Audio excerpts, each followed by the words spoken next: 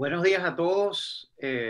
Bueno, muy grato tenerlos acá otra vez en este chat, este sábado de Q&A. Y bueno, hoy tenemos de verdad algo muy interesante. Tenemos como invitados a Eduardo Carballo y es un médico psiquiatra, analista junguiano, miembro de la Asociación Internacional de Psicología Analítica, fundador y director académico del Centro de Estudios Junguianos, desde donde se profundiza y difunde la obra de Carl Jung. Eduardo, de verdad que muy agradecidos de tenerte con nosotros. Gonzalo, creo que no necesitas introducción en este grupo, pero de nuevo gracias de estar acá con nosotros este sábado para compartir una discusión que estoy seguro que va a ser interesante para muchos, ¿no?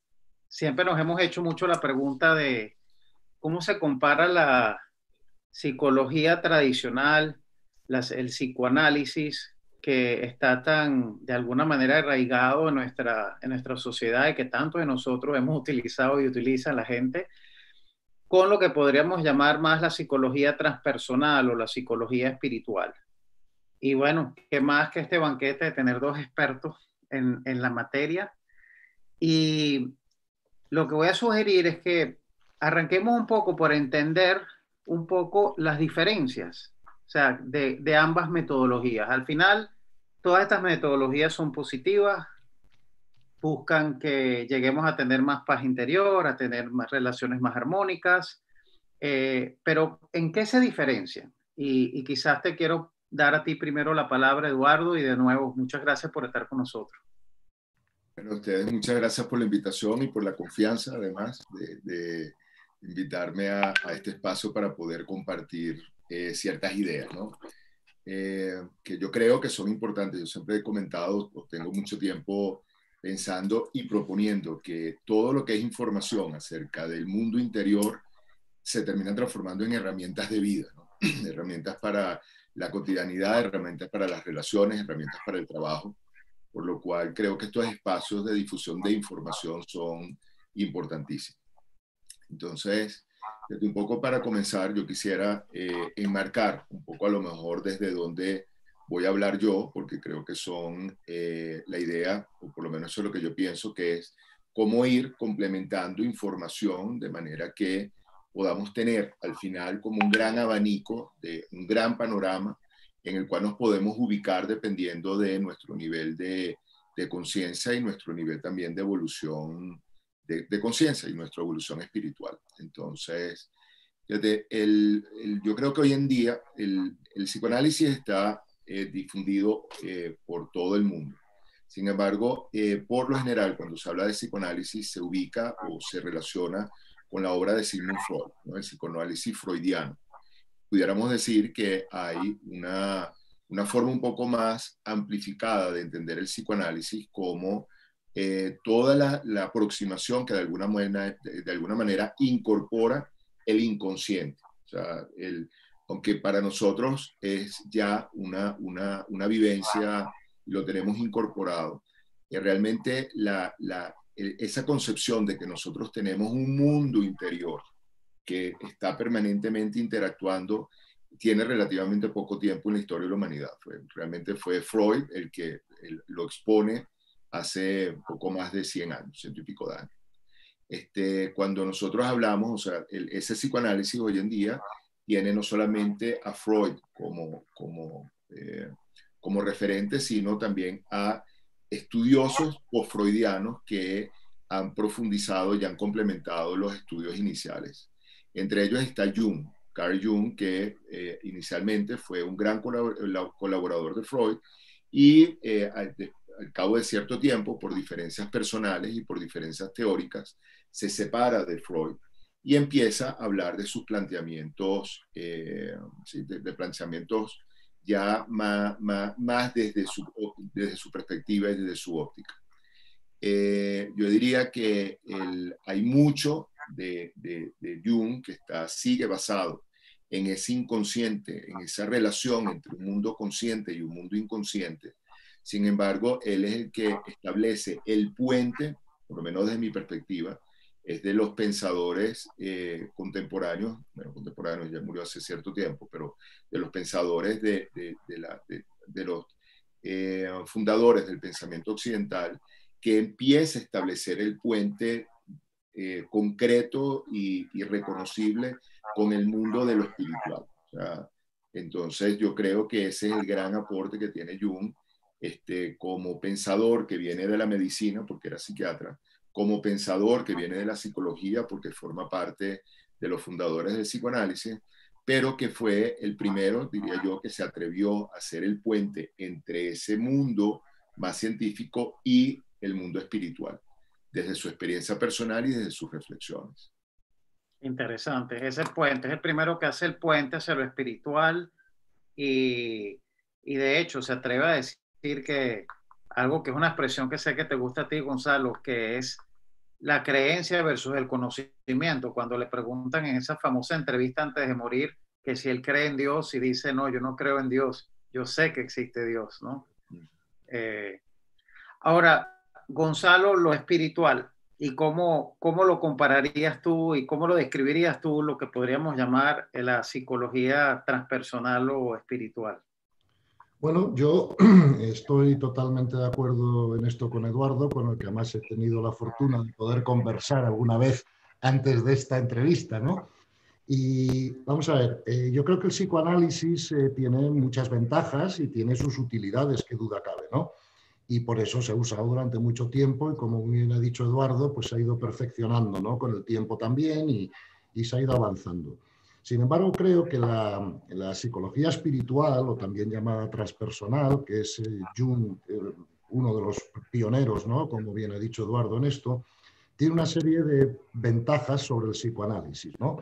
Una de ellas, en mi opinión, es que cuando estamos haciendo psicología espiritual, estamos partiendo de un punto más elevado que la psicología tradicional, ¿no? Que se centra más en la mente, en los traumas, en las emociones, en fin, en los cuerpos inferiores que podríamos llamar el ego, ¿no?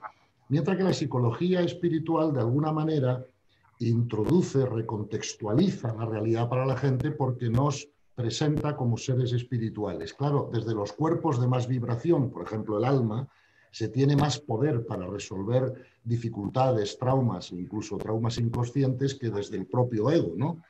Por un lado. Por otro lado, yo siempre he visto que el psicoanálisis tiene un par de dificultades difíciles de resolver, ¿no? Una es que es muy difícil encontrar siempre todas las causas que intervienen en un trauma, ¿no? Porque a veces tenemos algunas causas aparentes y otras veces pueden venir pues hasta del pasado, de otras vidas, vete a saber, ¿no?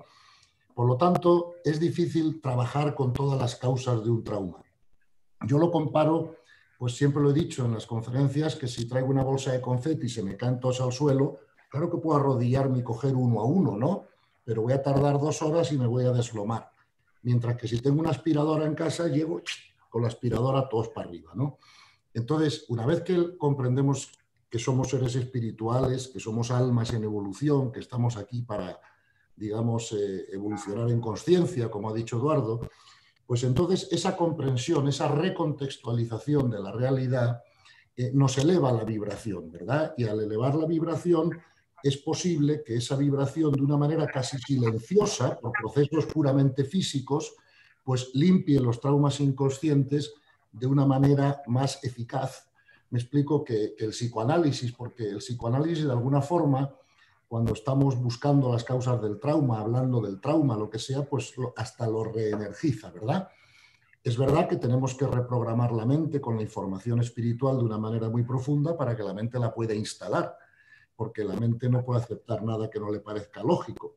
Pero en mi opinión esa es la gran ventaja de la psicología espiritual, que es que una vez recontextualizada la realidad, pues sube la vibración de la persona que es capaz de hacerlo y hay ciertos traumas que yo he observado que se diluyen como un azucarillo en un café, solo por la fuerza de la vibración.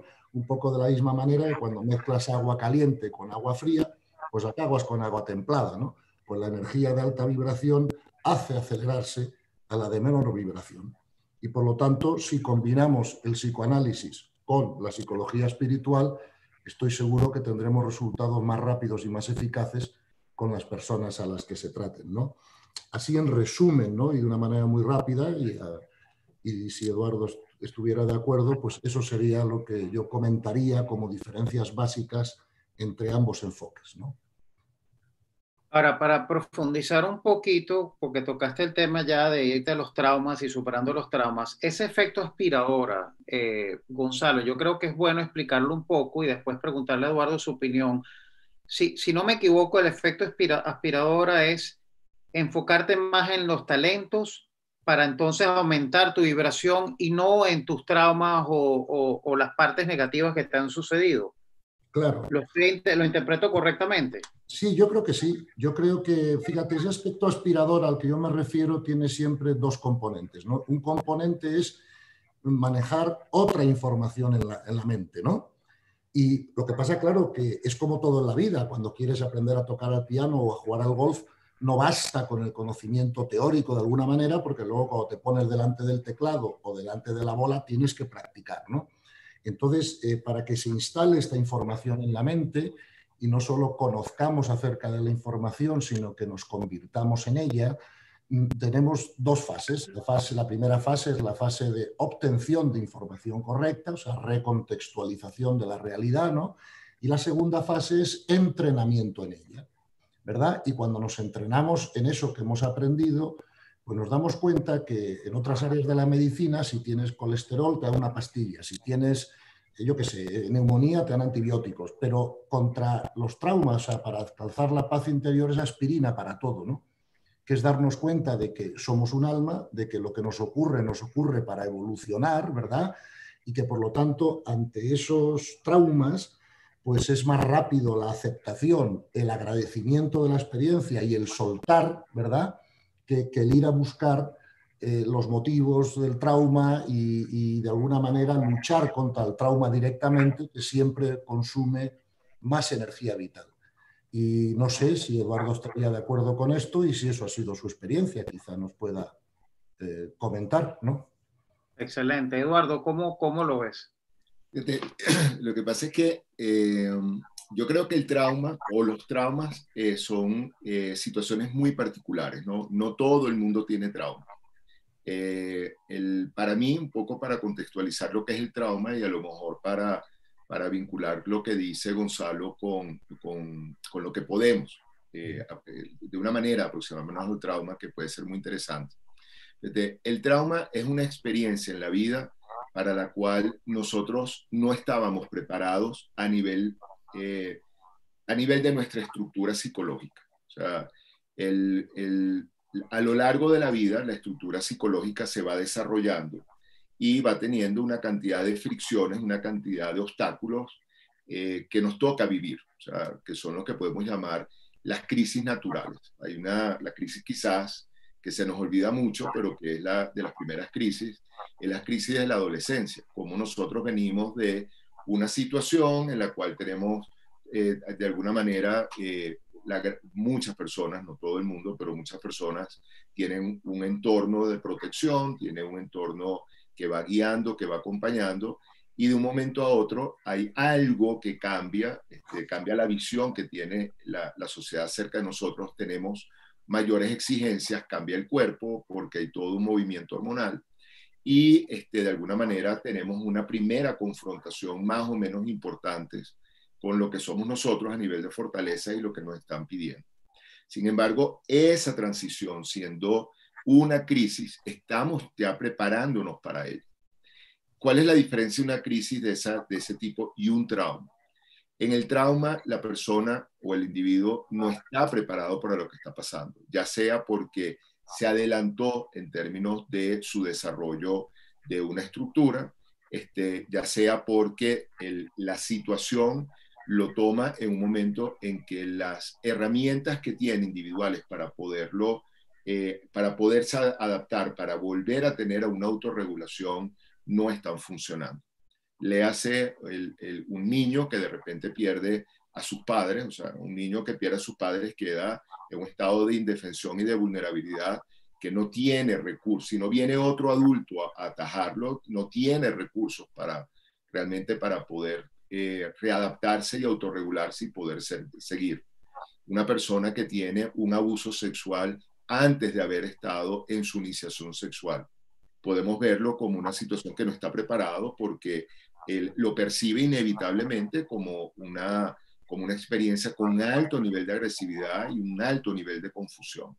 Entonces, pudiéramos decir que el trauma es una experiencia que se tiene en un momento en que la estructura psíquica y el individuo no está preparado para tenerla, con lo cual, de alguna manera, esa experiencia y se acompaña de un monto de emociones que pudiéramos llamar negativas. O sea, las emociones en principio no son ni negativas ni positivas, pero hay emociones que tienden como a detenernos, como a fijarnos, como a paralizarnos. Entre ellas el miedo, la rabia profunda. Entonces, el trauma se acompaña usualmente de este tipo de emociones.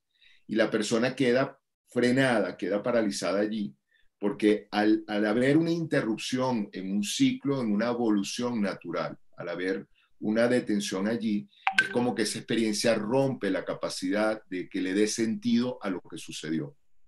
Y el ser humano, de alguna manera, está buscando sentido permanentemente. Eso yo diría que es de los aportes más interesantes de Jung cuando se aproxima al nivel transpersonal de la personalidad. En el nivel transpersonal, nosotros permanentemente estamos ordenando nuestro sentido de vida. El trauma, de alguna manera, marca una dificultad en encontrar eso.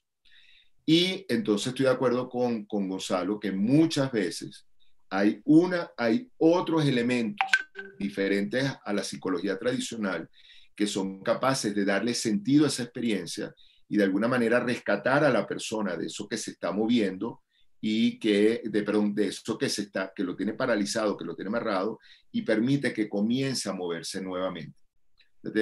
Oyendo a Gonzalo me venía a la memoria la relación o la influencia que tuvo Jung en los planteamientos, por ejemplo, de Alcohólicos Anónimos, donde Alcohólicos Anónimos, uno de los elementos, uno de los principios que dice es, mire, usted para salir de esto, de alguna manera, tiene que creer que hay un principio transpersonal que lo va a acompañar y que lo pueda ayudar para poder lograr salir de esto. Es como a esta experiencia que lo tiene paralizado, que lo tiene de alguna manera dando vuelta y vuelta, vuelta sin poder salir, tiene que haber un algo superior. Hay una creencia en algo que le dé sentido para poder salir.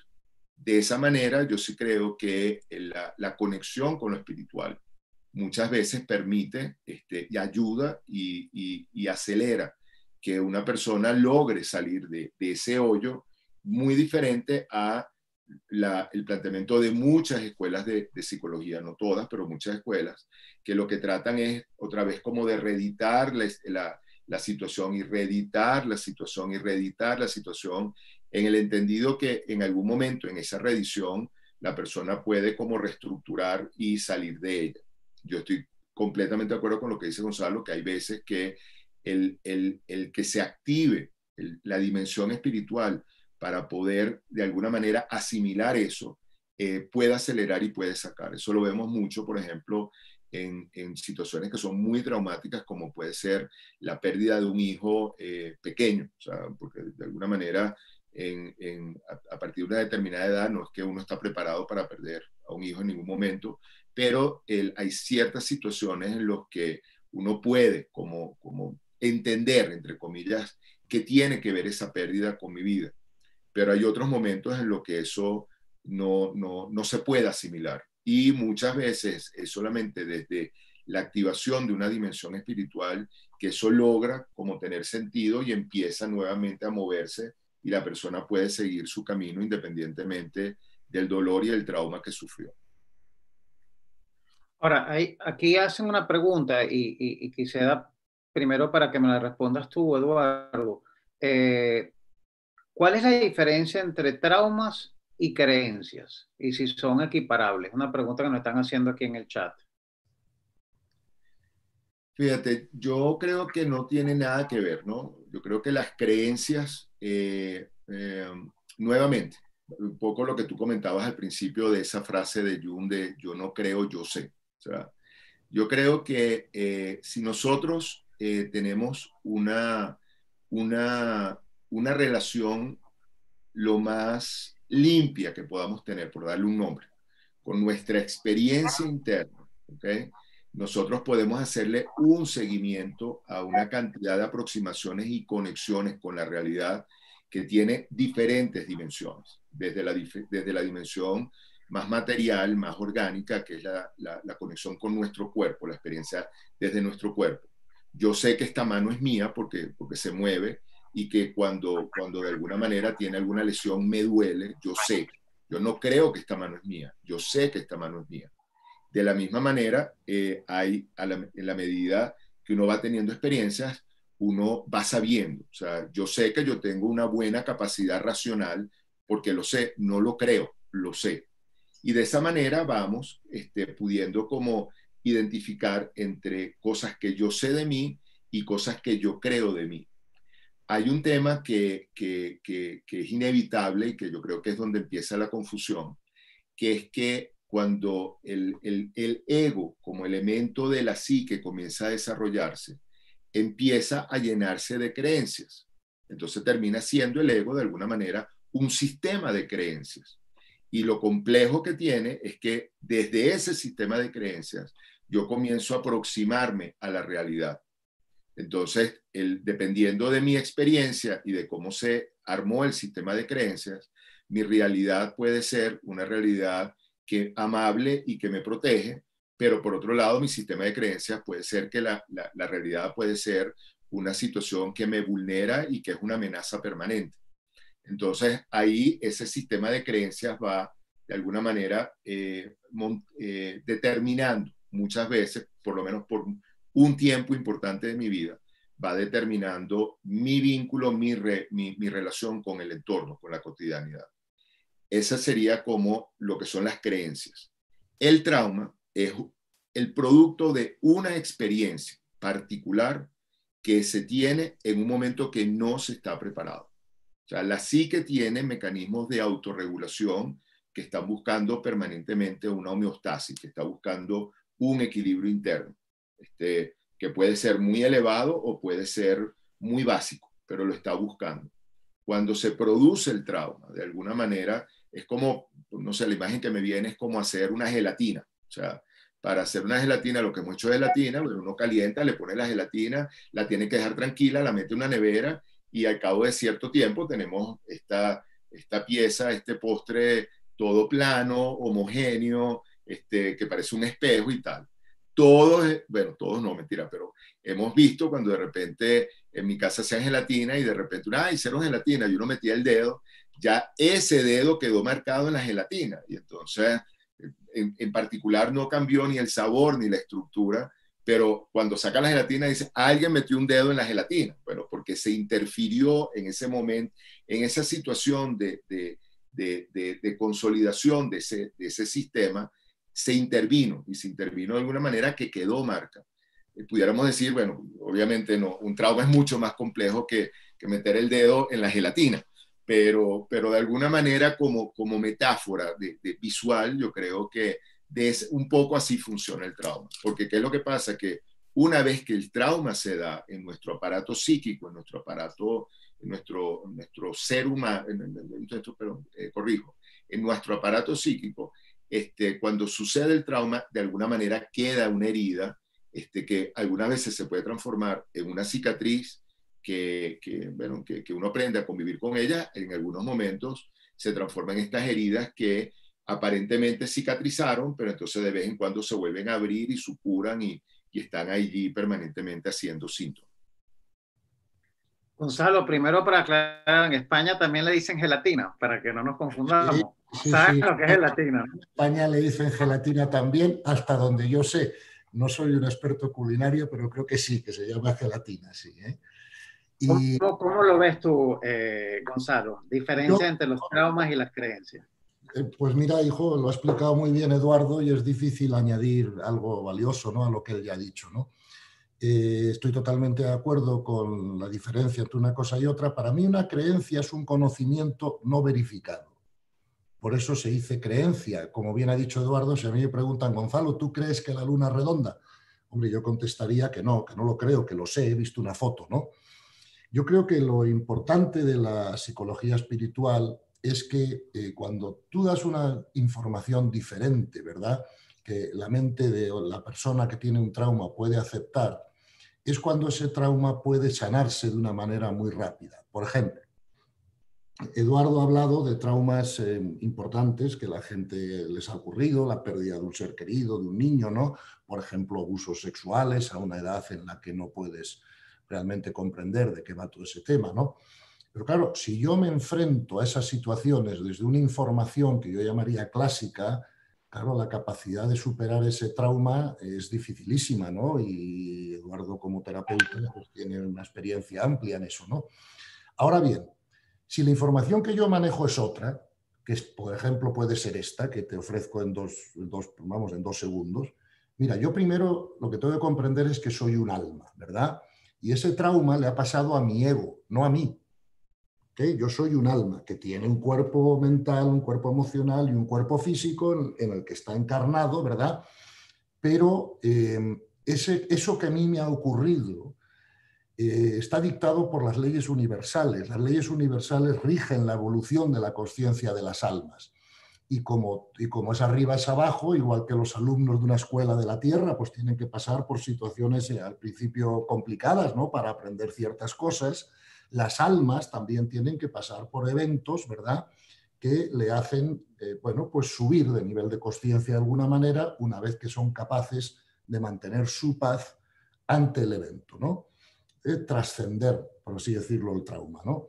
Entonces, fíjate, si yo he tenido, porque no es mi caso, pero si yo hubiera tenido abusos sexuales de pequeño, claro, con la información clásica es mucho más difícil superar la situación que si alguien me explica, mira, es que este alma, tu alma, cuando viene aquí y se encarna, tiene un destino y una misión. Y el destino son las situaciones difíciles por las que vas a tener que pasar para aprender algo de ellas, ¿no? Y aprender siempre significa, en general, saber mantener la paz imperturbable ante lo externo, ¿no? Eso de alguna manera nos ayuda a subir por los niveles de conciencia a los que Eduardo se refería y de los que tantas veces he hablado yo también, ¿no? Entonces, claro, si yo me veo como un alma, veo que esa experiencia fue una experiencia necesaria para mi crecimiento, experiencia además que yo posiblemente ya he pactado antes de venir, ¿no?, como el guión del destino al que el alma se tiene que enfrentar, pues entonces a mí me es más fácil, ¿verdad?, comprender, limpiar mi pasado, ¿no?, en el sentido de decir, mira, todo lo que me ha ocurrido ha sido perfecto y necesario para el crecimiento de mi alma y todo tiene un propósito de amor detrás, ¿verdad?, porque en el universo no existe el azar. La conciencia crea la realidad y lo hace siguiendo unas leyes. Esas leyes son pedagógicas y a cada uno le corresponde unas experiencias distinto que a otros, porque así como el ego es el locus o la fuente de nuestra personalidad, creo que el alma es la fuente de nuestra individualidad, ¿no? Entonces, el alma es lo que nosotros vamos a ser eternamente y el ego va a durar lo que dure, ¿no? Entonces, creo que también si somos capaces de esos traumas verlos más como testigos que como sujeto, nos va a ayudar a resolverlos. La única manera de verlos como testigos es situarnos en el alma para que el alma testifique al ego. Y entonces podríamos decir, mira que bien, a mi ego le pasó esto hace tantos años, yo no estaba preparado, me causó un trauma. Pero ahora ya he comprendido cómo funciona la realidad, he comprendido que soy un ser espiritual y no físico, que estoy aquí para que mi alma avance.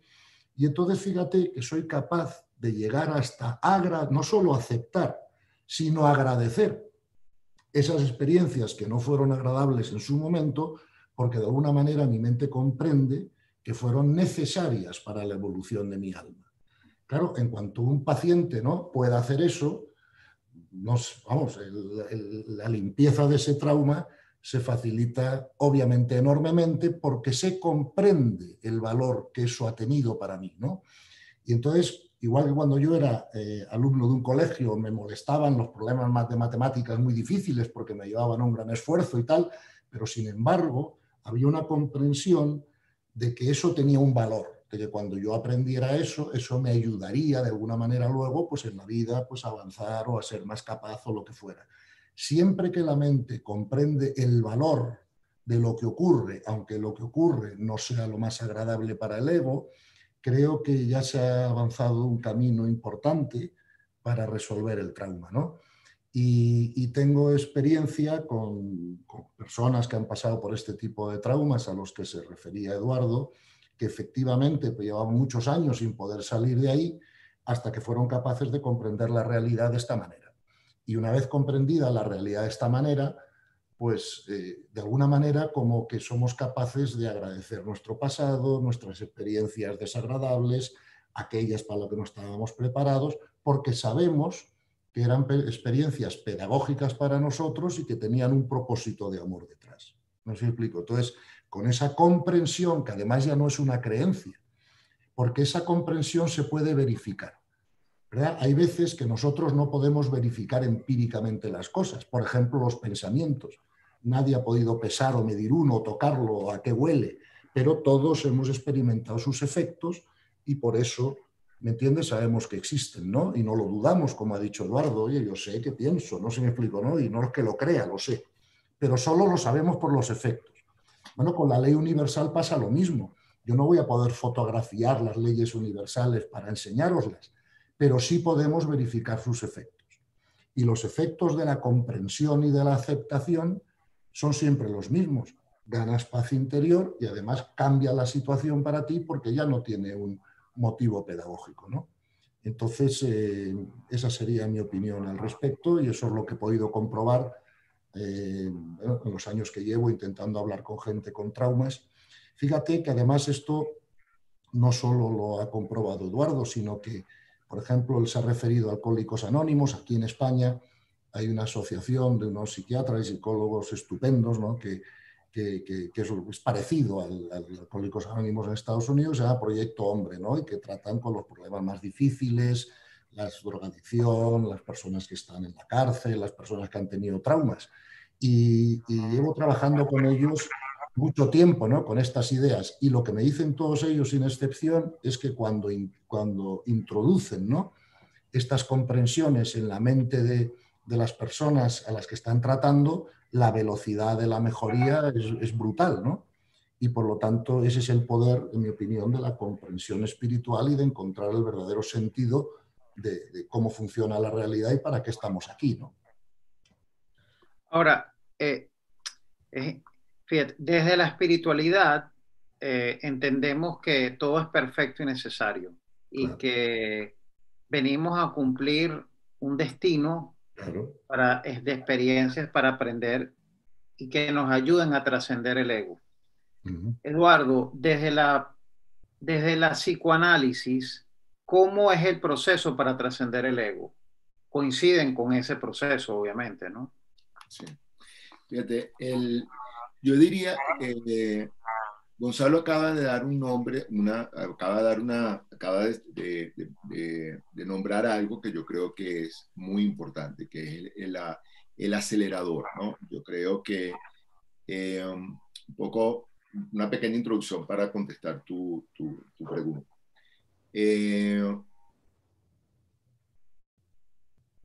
Cuando Jung habla del nivel transpersonal de la psique, él habla de alguna manera de cómo ese nivel se rompe la dimensión espacio-tiempo.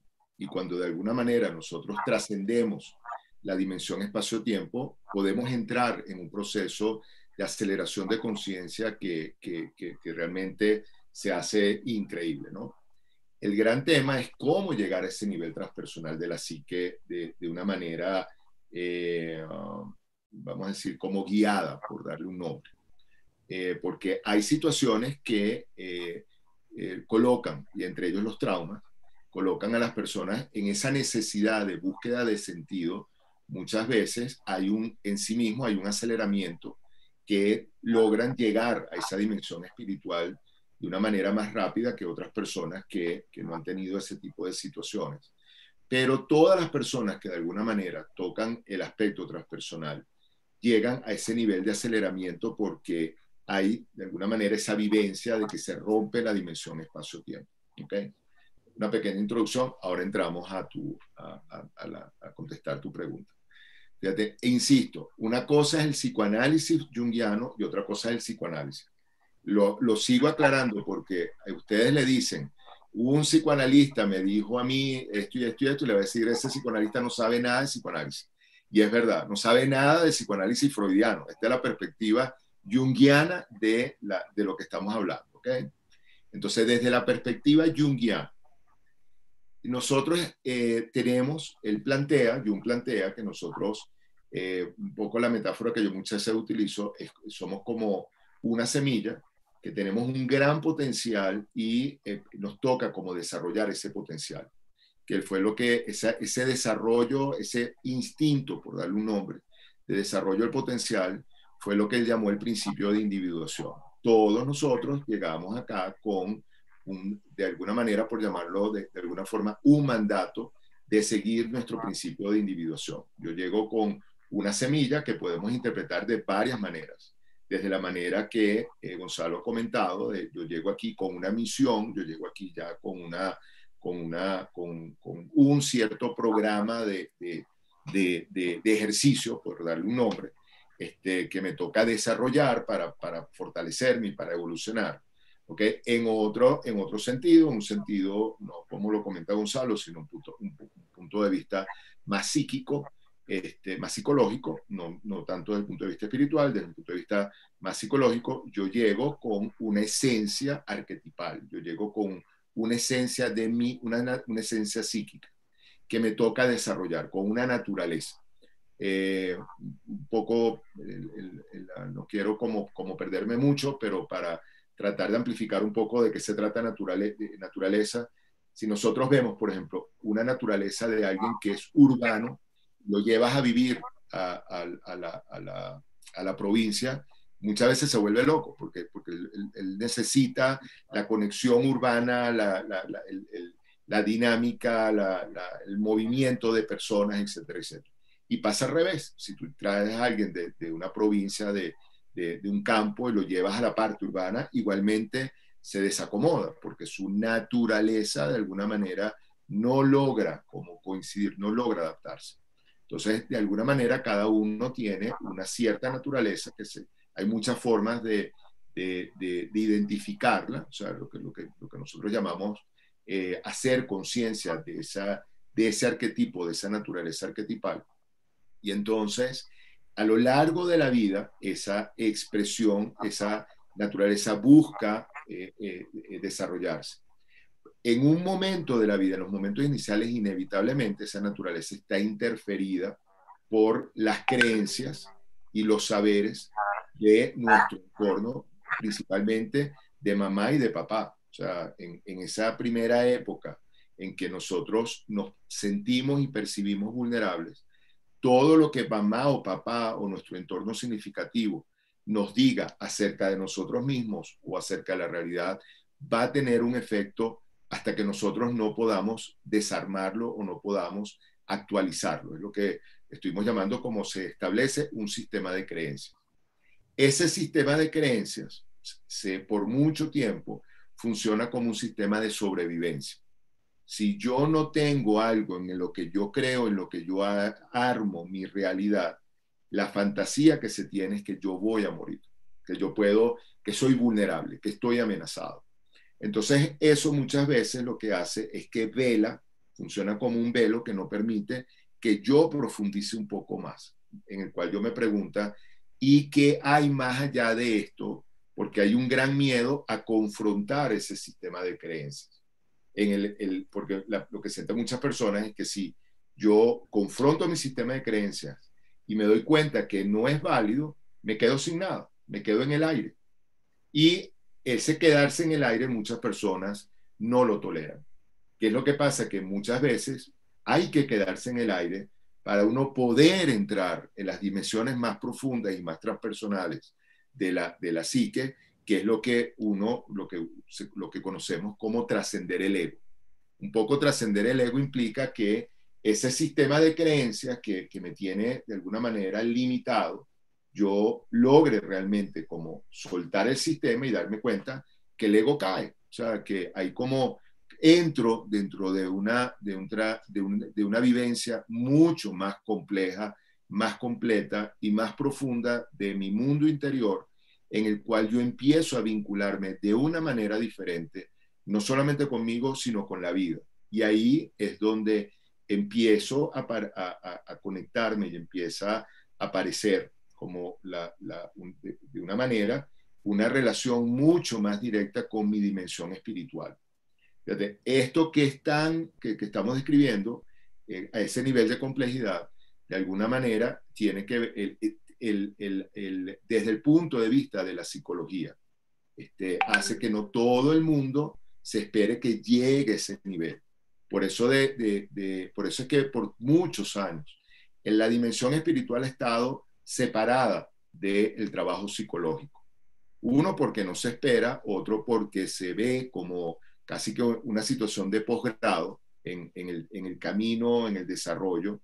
Y yo creo que por eso es tan interesante el planteamiento de Gonzalo, que entonces él nos dice, ya, mira, esto no es posgrado, esto es posgrado para algunas personas, pero si entramos de una forma diferente a saber que hay algo que ya está comprobado, descrito, que está allí, entonces de alguna manera podemos como empezar a incorporar esa información allí, que yo creo que es el gran aporte del trabajo que viene haciendo Gonzalo, como hay una amplificación, hay una extensión desarrollada de un algo que está allí, porque hasta ahora el planteamiento un poco era, bueno, usted primero tiene que resolver esta parte, ¿ok? Para que usted entre en el posgrado, para que entonces en el posgrado comience. O sea, ¿qué es lo que pasa? Que cuando las personas ven el currículum y dicen, mire, yo no quiero seguir estudiando, o sea, yo me quiero quedar aquí y la cosa no me complica, y entonces eso es para algunas personas que de repente tienen algunas intuiciones y tal, y quieren seguir sus estudios de doctorado por allá, pero a mí no me complica la existencia. Mientras que creo que cuando te lo ponen de la manera en que Gonzalo lo comenta, donde te dice, mire, está demostrado desde la antigüedad, hay personas que han hecho este camino y que han recorrido, y se ha demostrado que aquí hay unas formas y unas dinámicas que están allí, que aproxímese, que véalas para que vea que las va a encontrar. Ahora, no me voy a meter en ese camino porque ese es el terreno de Gonzalo, no es el mío ni mucho menos. Entonces.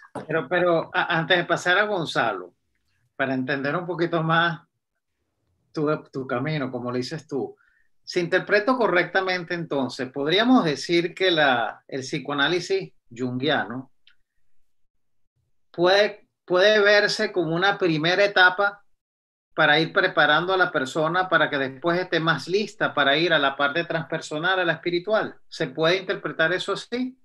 A menos que pases por una crisis muy profunda que te lleve directo, obviamente, a lo espiritual, pero podría verse de esa forma. ¿Lo he interpretado correctamente? Sí, lo has interpretado correctamente. Yo creo, Jung tenía una frase que para mí es mucho más profunda de lo que muchas personas, su interpretación mucho más profunda de lo que muchas personas le han dado, que Jung decía, tú puedes ayudar como terapeuta hasta donde fuiste ayudado tú. Parafraseando lo que Jung dice, tú vas a poder acompañar hasta el nivel de conciencia que has alcanzado tú. ¿Qué pasó? Jung llegó a niveles de conciencia, yo diría que muy, muy, muy altos. ¿Qué es lo que pasa? Que esos niveles de conciencia, uno los encuentra, la conexión con ese nivel de conciencia, el hablar de ese nivel de conciencia, uno lo consigue a lo largo de la obra, pero en ningún momento se permitió reunirlos en una sola obra, un solo pensamiento. Y me atrevo a decir que no se atrevió, o sea, insisto, no se atrevió, porque para el momento en que él está haciendo sus planteamientos, que para él era muy importante ser tomados en cuenta, salirse del mundo científico era entrar en el mundo esotérico, y de entrada estaría invalidado. Entonces, aunque él, como te digo, lo señala en muchos aspectos de su obra, y aunque él lo vive y en las referencias acerca de su personalidad y a su vida privada, encontramos muchos elementos que hablan sobre eso, y en lo que hizo, pues, en los elementos materiales con que se reunió, que desarrolló, él en ningún momento se refirió directamente a ese aspecto o lo desarrolló directamente, o sea, lo nombró pero no lo desarrolló. Y la interpretación que yo tengo es precisamente por el gran miedo que había en la época, que separarse de lo científico era de alguna manera un riesgo de que el planteamiento teórico se invalidara, que fue un poco el mismo miedo que tuvo Freud al principio. Cuando Freud empieza a hablar de que hay un inconsciente, que hoy en día para todos está aceptado de una manera natural, los sarcásticos de la época le decían, bueno, pruébame dónde está el inconsciente, dónde está el órgano, está aquí o está aquí, vamos a disecar el inconsciente para... Y entonces se burlaban terriblemente de Freud. Freud sufría terriblemente, porque de alguna manera él sabía que estaba el inconsciente, pero no tenía cómo probarlo. Yo diría que eso puede ser una analogía con lo que nos pasa entre también la comprensión psicológica y el aspecto espiritual. Si uno no ha tenido una experiencia espiritual, y viene alguien y le dice, bueno, pero pruébame, ¿dónde está? Enséñamela, o sea, muéstramela. Si uno no ha tenido la experiencia y la puede de alguna manera transmitir o la puede como ayudar a que esa persona se aproxime, bueno, ahí se acabó el cuento, ahí se acabó la discusión, bueno, porque ya es un modo de ver las cosas frente a otro modo de experimentar las cosas. Entonces, ahí hay unos bypass, se rompen los puentes. Pues. Entonces... Claro, afortunadamente creo, Eduardo, ahorita la ciencia poco a poco nos ayuda más, ¿no? Con el tema de física cuántica, que estoy seguro que Gonzalo va a querer responder. Pero antes de eso, Gonzalo, la pregunta para ti es, primero, si tú también ves la psicoanálisis junguiano como un puente para algunos que pueda ayudar a llegar al tema espiritual, pero quizá la pregunta un poquito más amplia. Entrar en el mundo espiritual, comprender lo que obviamente para ti ya es 2 más 2 es 4, no es fácil. ¿Cómo mejor ayudar a que la gente llegue para allá y tú crees que puede ser lo junguiano algo efectivo para ir poco a poco hacia allá? Bueno, vamos a ver.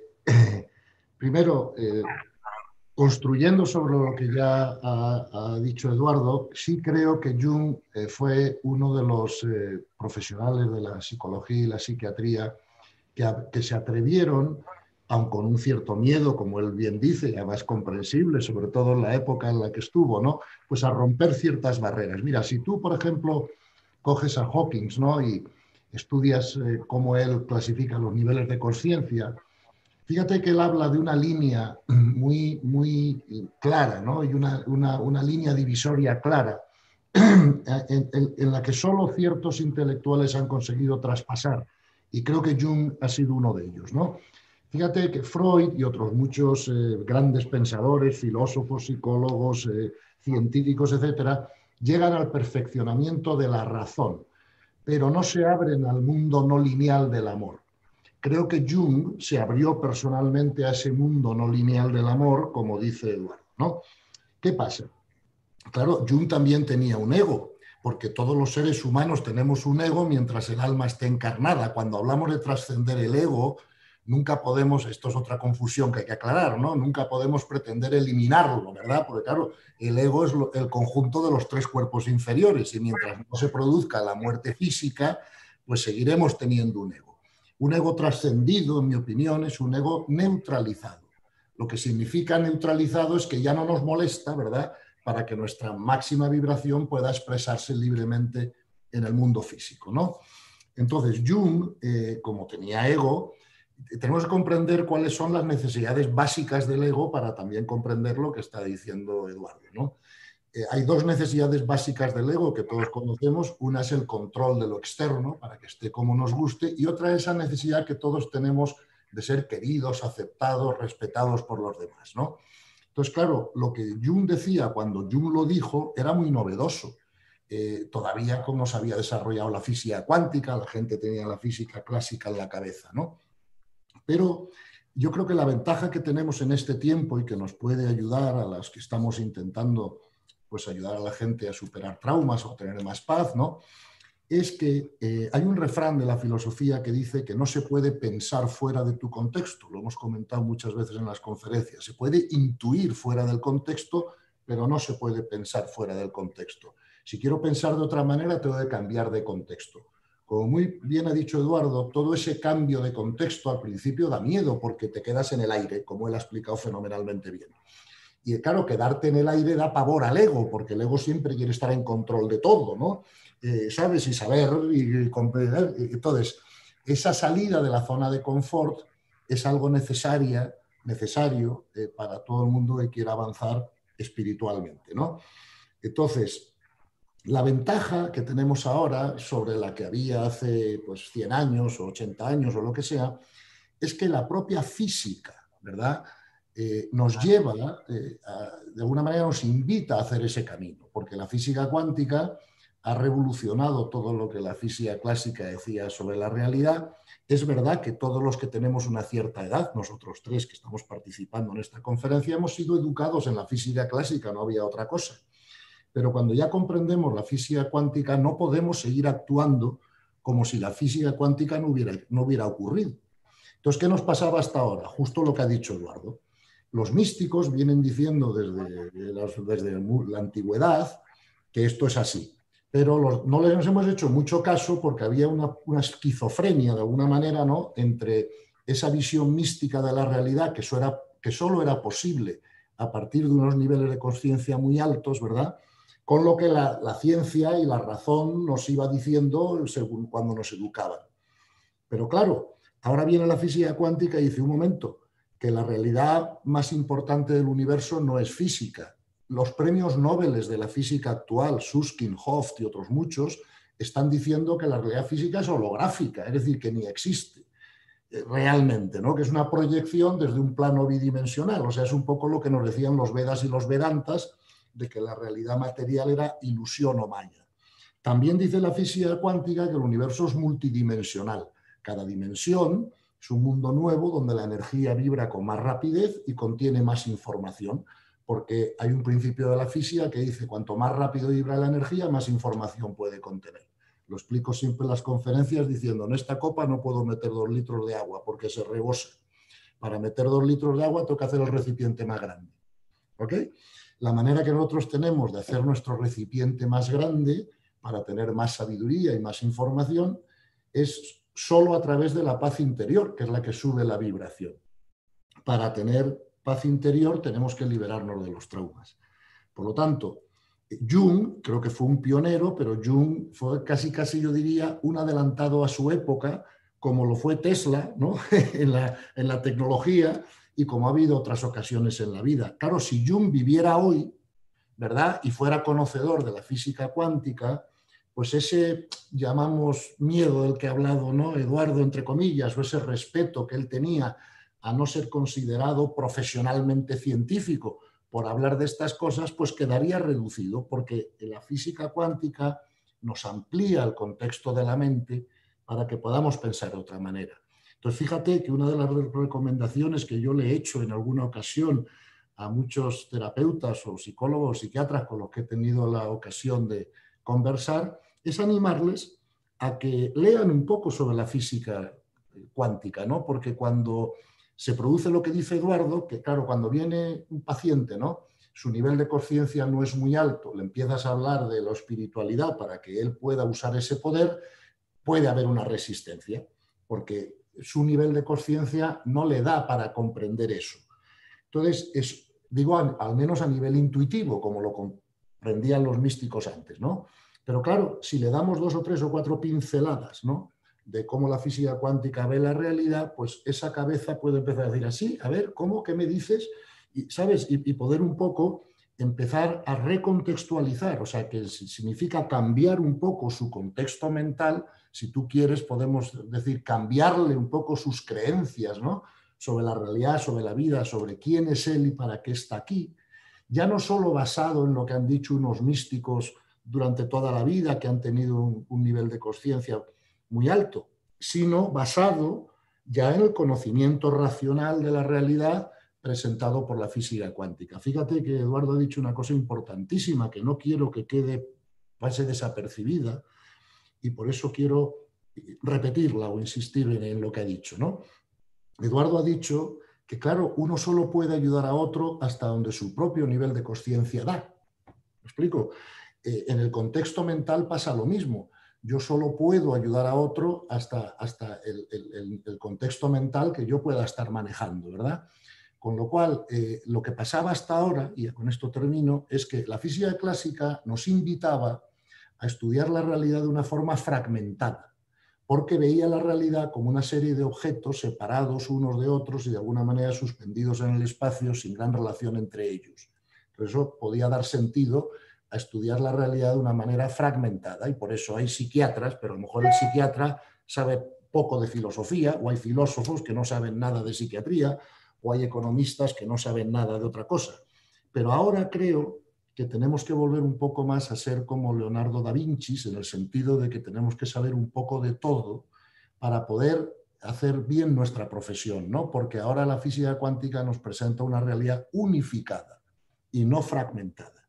Entonces, por ejemplo, el saber un poco de física cuántica va a ayudar mucho por ejemplo, a los psiquiatras o a los psicólogos o a los terapeutas a recontextualizar la realidad mental que el paciente trae a la consulta, ¿no? Que en el 99,9% de los casos, como no puede ser de otra manera, está basada en una educación centrada en la física clásica y en la visión clásica de la vida.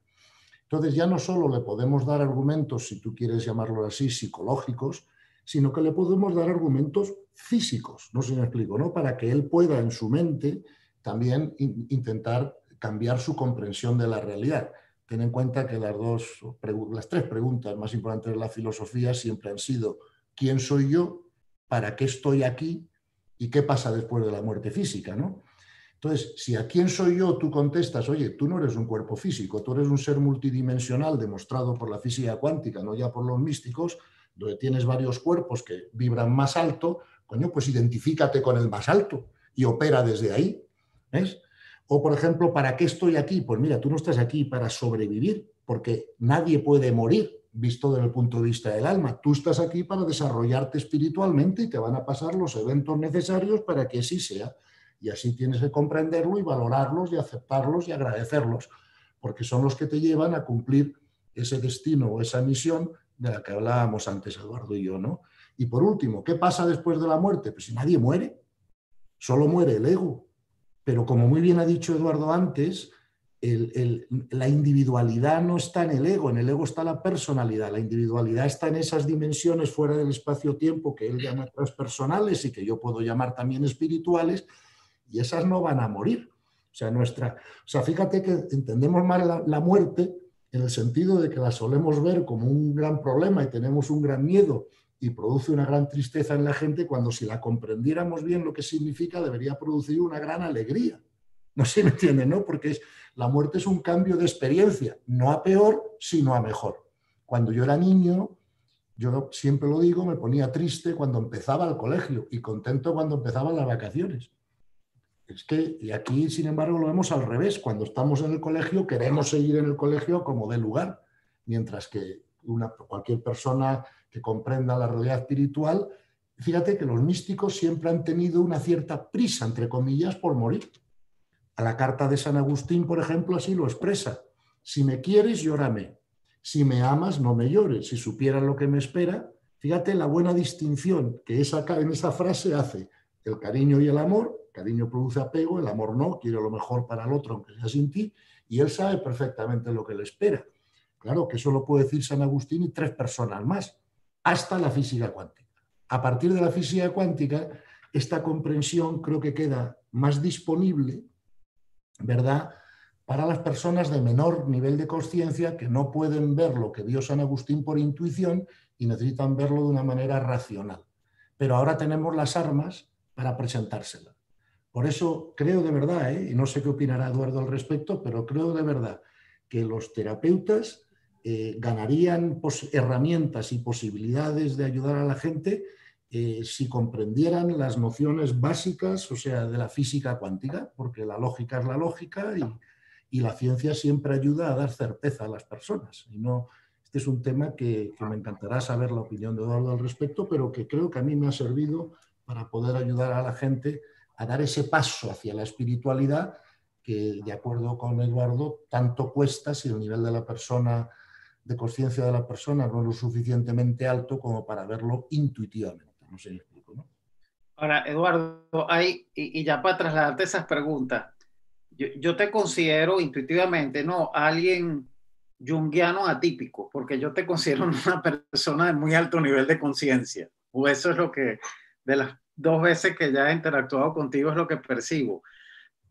Pero yo quisiera entender, antes de entrar en el tema de física cuántica y lo que opinas, desde el punto de vista junguiano, a mí me encantaría que tú nos respondas esas 3 preguntas filosóficas. ¿Cómo desde el psicoanálisis junguiano ven quién soy yo, para qué estoy aquí y qué pasa después de la muerte? Yo creo que sería muy interesante entender eso desde esa perspectiva y cómo quizás contrarresta con la perspectiva que ya nos explicó Gonzalo de la, vamos a llamar la psicología espiritual. Bueno, primero que muchas gracias por el halago. Hay muchos junguianos, muchos. Si ustedes han estado, mira, Edward Edinger, Joseph Campbell, Murray Stein, o sea, hay una cantidad, el Joe Cambray, hay una cantidad de junguianos que han estado explorando el tema espiritual. Entonces, como te digo, muchas gracias por el halago, pero hay muchos junguianos que de alguna manera compartimos ciertas visiones, vamos a ponerlo así, como de la multidimensionalidad de lo humano. Muchos. Así como también hay muchos que, bueno, que están todavía con referencias muy teóricas y con creencias, nuevamente, no son saberes, sino son creencias. Entonces lo que hacen es repetir creencias y qué es lo que pasa, ¿ok? Ahora, en relación a tu pregunta, ¿no? Que creo que es bien interesante y no es fácil contestarla, ¿no? La primera, ¿quién soy yo? Yo creo que me atrevería a decir que desde la perspectiva de Jung diría, por mucho tiempo, tú no eres quien tú crees que eres, ¿ok? Y a partir de un momento tú empiezas a tener una cierta intuición de quién eres tú y empiezas a buscar, empiezas a seguir como esa pregunta hasta que logras nuevamente encontrar ese centro que estamos hablando, en el cual ya no hay una identificación desde el sistema de creencias, sino hay un vivirse desde allí, que es lo que el Jung llamaba el self. O sea, si nosotros vemos un poco cómo Jung plantea como nuestra dimensión humana, lo podemos ver como una especie como de cebolla que tiene una cantidad de capas, y en la medida que vamos sacando capas, llegamos a una capa nuclear en la cual otra vez está contenido todo ese potencial, que sería un equivalente a lo que Gonzalo comentaba, que era el alma. O sea, de alguna manera, y Jung lo habla muchas veces, a lo largo de su obra vemos muchas veces la referencia al alma y cómo el alma es lo que nos ayuda a encontrarle sentido a la vida, pero él nunca desarrolla esa experiencia de alma, él no la desarrolla, pues la nombra, pero no la desarrolla. Yo me atrevería a decir que en ese centro de la cebolla nosotros encontramos ese núcleo en el cual está contenido lo que soy yo, ¿okay? Que después se desarrolla y entonces, bueno, yo me identifico con cantidad de cosas y termino construyendo una experiencia de yo un poco más compleja. Entonces, hay un escrito de Jung que yo creo que es bien interesante porque es muy gráfico, donde él habla y aquí vamos haciendo un puente entre esto y un poco meternos en el campo que nos dejó Gonzalo y vamos a ir bien. O sea, Jung tiene un escrito que se llama Los 7 sermones a los muertos, donde en el primer sermón él habla de una imagen en la que todo empieza con el pleroma, entendiendo el pleroma como la totalidad.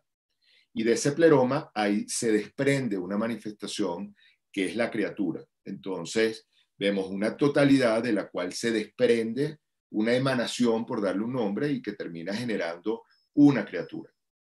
En los escritos de Jung nosotros encontramos que ese núcleo de la cebolla, que él llama el self, en algunos momentos él lo llama la imagen, lo equivale o le pone el equivalente con la imago Dei, la imagen de Dios. Con lo cual ahí toca lo que comentaba Gonzalo, donde nosotros, es como que ahí nosotros, la imagen holográfica de la totalidad está contenida en ese self, ¿ok? Si nosotros, es como si nosotros pudiéramos ver el self, allí nosotros vamos a ver todo, como todas las imágenes holográficas, contiene el holograma completo. O sea, ahí tenemos, es un holón de ese gran holograma. ¿Qué es lo que pasa? Que no todos tenemos acceso directo a ese holón. No todos tenemos acceso directo desde el camino psicológico a ese elemento. Pero en ese holón, desde nuestra naturaleza, hay una cierta misión que muestra Jung, o que Jung de alguna manera señala, ¿no? Él no lo dice como yo lo voy a decir. Lo que yo voy a decir es una cierta interpretación. Pero no hay un sitio donde aparece eso. Mira, en el párrafo 5 de la página 215, eso no lo van a encontrar allí. Pero Jung habla de la importancia de la construcción de una conciencia colectiva. Así como Jung fue el gran descubridor y fue el gran amplificador del concepto del inconsciente colectivo, Jung empieza a intuir acerca de la importancia de una conciencia colectiva. Y a lo que se refería como conciencia colectiva es a esa conciencia que somos parte de. O sea, somos parte de una totalidad, y tener conciencia de eso es importante. Entonces, él de alguna manera comenta que la misión del ser humano es lograr que entre todos ayudemos a crear esa gran conciencia colectiva. Pero de alguna manera asoma, no esas palabras tampoco, que para que eso se dé tenemos que llegar a una masa crítica. O sea, y nuevamente tenemos el tema de lo evolutivo. Es como él tampoco lo señala de esta manera, o sí lo señala, pero vamos a un poco a que no suene tan chocante. Él de alguna manera comenta que, bueno, que los seres humanos evolucionar psicológicamente y psicológicamente a nivel de conciencia es un trabajo que ha sido muy lento. Y entonces nosotros nos quedamos en niveles de conciencia mucho más, vamos a decir, retrasados, por darle un nombre. O sea, la mayoría de las personas están tomadas por sus temas de ego. La gran mayoría están aparte atrapadas, como decía Gonzalo, o la gran mayoría no, pero hay una gran cantidad que aparte casi que están no solamente atrapadas, sino encadenadas en eso a partir de los traumas. Y entonces las personas que de alguna manera pueden impulsarse y poder como conquistar terrenos de un poco más de conciencia no son muchos.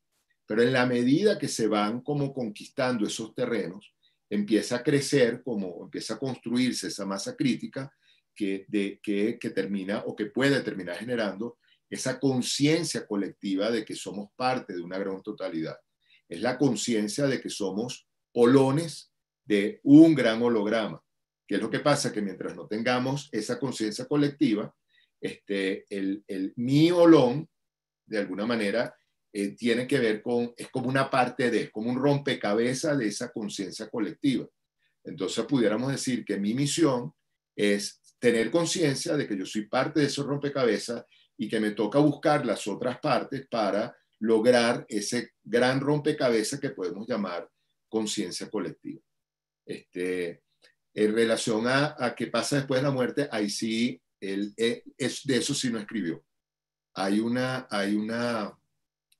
referencia en una entrevista que le hacen. Jung tenía un sitio que es como para mí es un sitio realmente mágico, o sea, en el sentido de que son de esos sitios donde tú ves impregnado en la materia el espíritu de quien estuvo allí, ¿no? O sea, que es lo que es era como su sitio de escape que tenía cerca de la casa, alrededor del lago Zurich. Él tenía su casa de vivienda, estaba enfrente del lago Zurich, y él construyó como un sitio de retiro 30 kilómetros más al sur también, frente al lago Zurich, que es lo que se llama la Torre de Bollingen. Bollingen porque es el pueblo donde está construida la torre. Eso era un sitio especial para él. Aparte estaba totalmente impregnado porque la primera parte de la torre la construyó él, o sea, con sus propias manos. Entonces, en toda esta introducción a la torre es porque era un sitio muy especial para él. Y en un momento determinado, en una entrevista, alguien le pregunta, doctor Jung, ¿y usted cree en la reencarnación? Y Jung, que era un hombre que para ese tipo de cuestiones no respondía de manera directa, nunca, porque yo creo que en esto del miedo a que fuera malinterpretado, él dice, si alguien me dijera que en una próxima reencarnación yo voy a volver a ser dueño de Bollingen, yo reencarnaría. Esa es la respuesta que él da. Pero entonces, él en esos temas, él realmente, uno tiene por las personas cercanas, por lo que están escritos de las personas cercanas, de ciertos comentarios, pero no hay un algo, no hay una propuesta, vamos a poner así, como contundente o firme, no firme, pero sí, como cerrada, aparte de lo que puede pasar allí. Ahora, sí te tengo que hacer una pregunta que ya hemos, obviamente el tema de conciencia es algo que, bueno, somos una fundación para el desarrollo de la conciencia, entonces obviamente es un tema que nos apasiona, pero, y ya lo hemos discutido mucho en anteriores ocasiones con Gonzalo, de mucha gente quería entender, saber la opinión de Gonzalo, si en este momento de vida por la cual estamos transitando, la pandemia y toda esta situación tan dura, se estaba logrando aumentar el nivel de conciencia de la población. ¿Qué opinas tú, Eduardo? Ya no te la estoy preguntando a Jung porque Jung no lo vivió. Te lo estoy preguntando a ti ahorita. ¿Cómo ves tú este proceso y tú crees que nos está ayudando a elevar el nivel de conciencia? Mira, desafortunadamente o sea, voy a hablar, ahora habla Eduardo Carvalho, como dice, no es yo en nombre de los junguianos ni nada. Exacto. Yo creo que desarrollar la conciencia es un gran esfuerzo, o sea, porque vamos desde, primero que nuestro sistema de creencias lo vamos haciendo, lo vamos de alguna manera desanudando y le vamos quitando como esa armadura que nos tiene pero está allí y muchas veces otra vez se activa, que es lo que nosotros llamamos los complejos. Pues los complejos están allí y de vez en cuando otra vez nos toca un complejo y se nos activa y tal, y bueno, por más que hayamos desanudado y qué tal, está allí. Entonces, ese trabajo en hacer conciencia, o lo que podemos llamar una conciencia más evolucionada, o lo que pudiéramos llamar ganarle el camino al terreno que amplifica la conciencia, que quizás me gustaría como ponerlo más allí. Yo creo que primero que es un gran esfuerzo y es un gran esfuerzo permanente de estar y preguntarse y asentar todo este tema, todo este tipo de experiencias que van poco a poco amplificando el nivel de conciencia.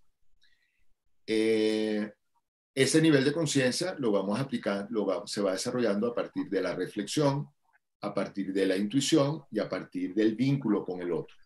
En la medida que yo logro tener un vínculo amable, cariñoso, amoroso con otra persona, me permite confiar en eso y eso va fortaleciendo y va sedimentando mis niveles de conciencia acerca de otras cosas. Igual las intuiciones, donde de repente yo sé algo, que no sé cómo lo sé, pero lo sé, que esa para mí es la mejor definición de intuición. Es algo que yo sé y no sé por qué, no sé cómo lo sé. O sea, entonces, pero lo sé. Entonces, Y por otro lado, a nivel de la reflexión, como decía Gonzalo, nosotros tenemos un aparato que razona y a partir de ese razonamiento yo puedo romper creencias y puedo establecer nuevas creencias.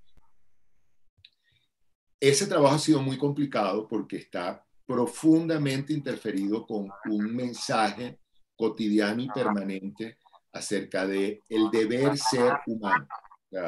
Entonces, todos los seres humanos tenemos que ser elegantísimos, buenmosísimos, lo estoy poniendo en el género masculino, pero aplica igualito o es más complicado todavía para el género femenino. Todos los seres humanos tenemos que ser buenmosísimos, elegantísimos, inteligentísimos, riquísimos, exitosísimos. Y si no, mire, usted perdió su vida aquí, perdió el trabajo. Pídele que le devuelvan el dinero porque la cosa no le funciona. Entonces, ¿qué es lo que pasa? Que eso que es un sistema de creencias para un gran porcentaje de la población, termina siendo como la zanahoria que arrastra el burro, ¿no? Entonces están una cantidad de personas en el mundo, bueno, detrás de eso. Entonces, y perdidos en la pregunta de quién soy yo y para qué estoy aquí. Porque en esa persecución se pierde la pregunta y se pierde la búsqueda de esa respuesta. Entonces, no ha sido fácil esto. Yo creo que ha habido, entre ellos, la Fundación de Desarrollo de la Conciencia, ha sido pioneros en esa búsqueda, en ese hacer esa masa crítica. ¿Qué pasa con lo que estamos viviendo? Por alguna razón, y no voy a entrar en especulaciones, pero lo que ha activado son dos cosas que de alguna manera chocan con esto que estamos hablando. Una, ha generado un miedo bárbaro alrededor del mundo. Y sabemos que el miedo como emoción, lo comentamos en un momento determinado, no vamos a hablar de emociones positivas o negativas, al contrario, el miedo es una emoción importantísima, porque es una emoción que me mantiene alerta para poder sobrevivir, pero el miedo es una emoción que de alguna manera paraliza. Cuando yo tengo miedo, yo estoy paralizado. Y la forma, yo no digo que no hay que tener miedo pero la forma en que se ha manejado la información ha generado un pánico planetario. O sea, la cantidad de personas que han desarrollado ataques de pánico a partir de cómo se ha manejado la información y cómo se ha sobredimensionado la información.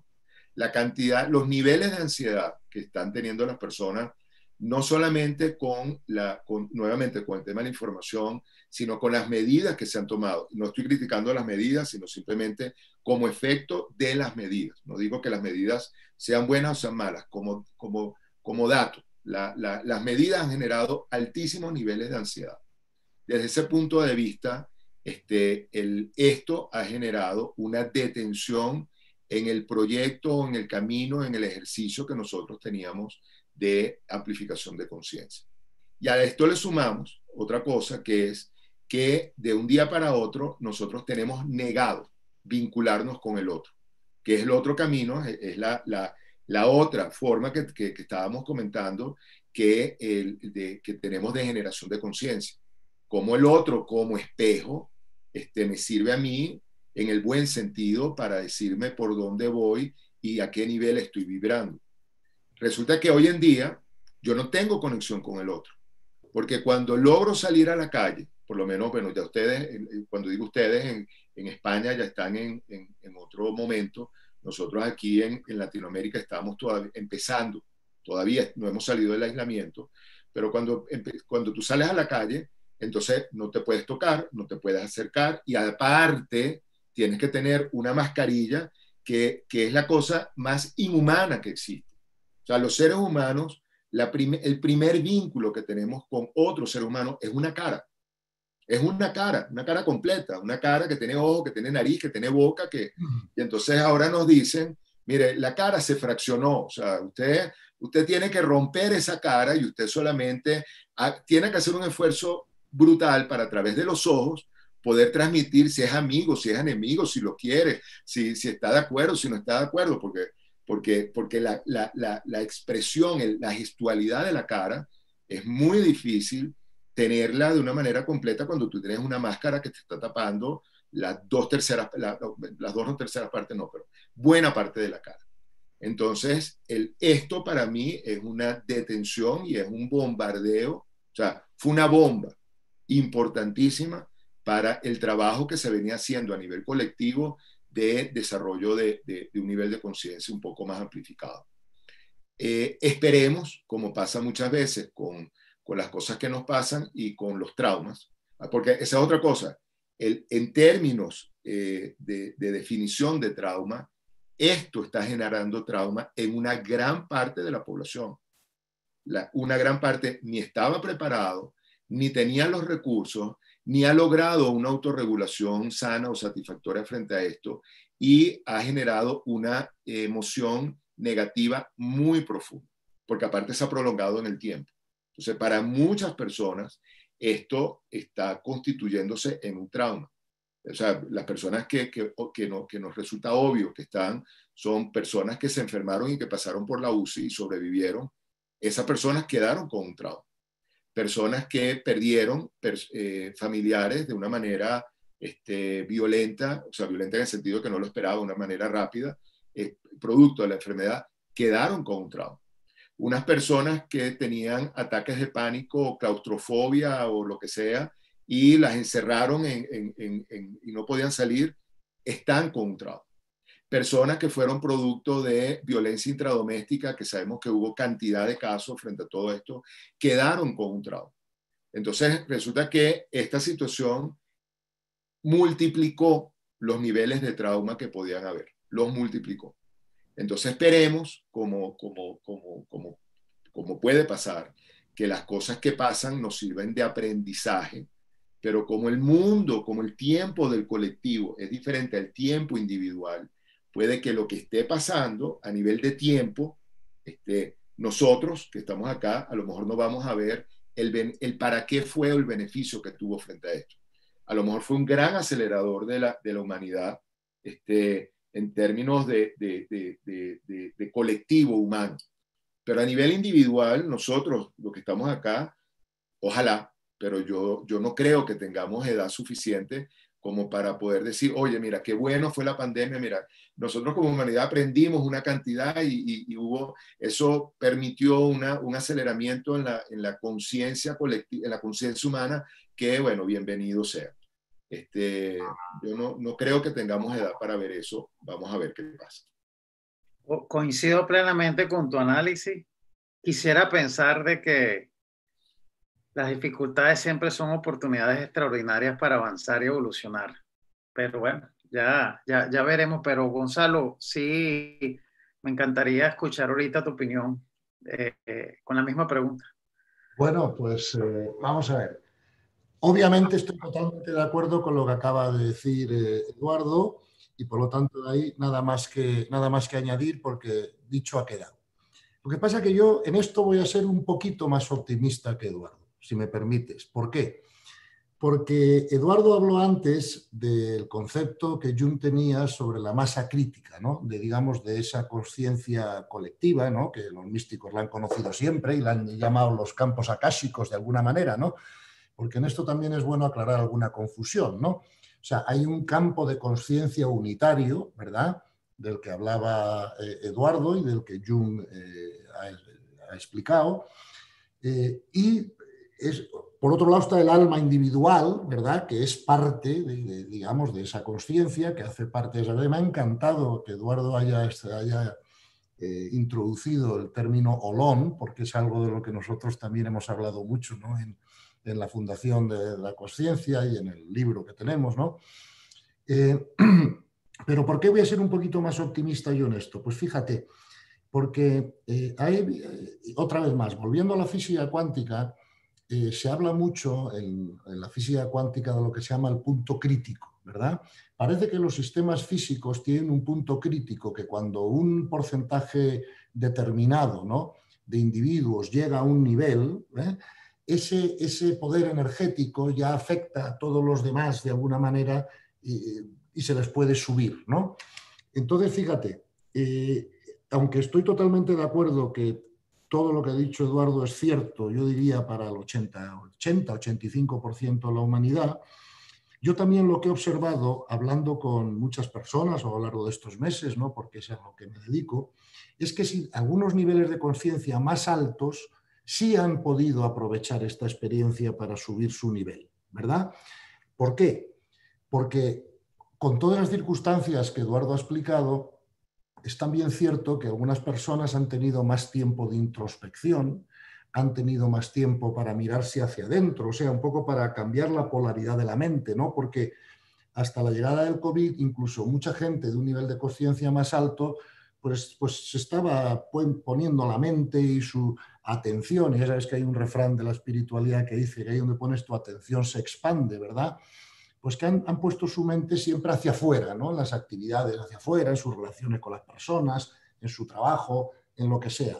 Con este parón ha habido personas que se han preguntado muchas cosas, ¿no? Y es verdad que para poder aprovechar bien eso, solo ha podido ser hecho por un 10, un 15% de la humanidad que ya estaba a un nivel que para entendernos nosotros en las escalas que usamos en la fundación, pues serían del tercero alto para arriba, ¿no? Entonces, ¿qué pasa? Las personas que están en el cuarto nivel en este momento, dicen los investigadores, es un porcentaje muy pequeño del mundo, como he comentado con Eduardo muchas veces, y le doy la razón, ¿no? Ellos hablan de un 4%, a mí me parece hasta optimista. Pero en el momento en que haya un 10% de la humanidad que esté en ese nivel, es cuando puede entrar en funcionamiento esta masa crítica, ¿no? A la que se refería Jung y a la que explicaba Eduardo. Y yo sí he visto que siendo totalmente verdad que en la generalidad de las personas ha pasado exactamente lo que él describe, sí creo que hay un porcentaje pequeño de la población que ha podido aprovechar esta situación para dar un saltito en su nivel de conciencia, pues porque ha tenido más tiempo, ¿no?, para dedicarle a ello y porque no ha tenido esas circunstancias de las que hablaba Eduardo, no ha tenido violencias domésticas, porque claro, ya no eran correspondientes con su nivel y por lo tanto no iban a traer un aprendizaje, ¿no? Entonces, en este sentido, creo que incluso, fíjate, eso que ha dicho Eduardo tan interesante, ¿no?, de cómo todo esto nos ha dificultado vincularnos con el otro por todo, ¿no? Claro, al no ver la cara, no poder... Sin embargo, en las personas de nivel de conciencia más alta, a lo mejor también les ha enseñado un poco a vincularse con otros de una manera que exija un menor contacto personal. Si tú quieres, de una manera más intuitiva, mística, energética. No sé si me explico, ¿no? Que de alguna forma también supone un avance en sí mismo, ¿no? Porque quita una serie de necesidades que antes considerábamos como imprescindibles, ¿no? Por lo tanto, creo que hemos dicho en conferencias anteriores que necesitamos una aceleración del nivel de conciencia de la humanidad, porque si no, no vamos a gestionar la tecnología que se nos viene encima, ¿no? Y se nos viene encima con una velocidad como nunca hemos visto antes.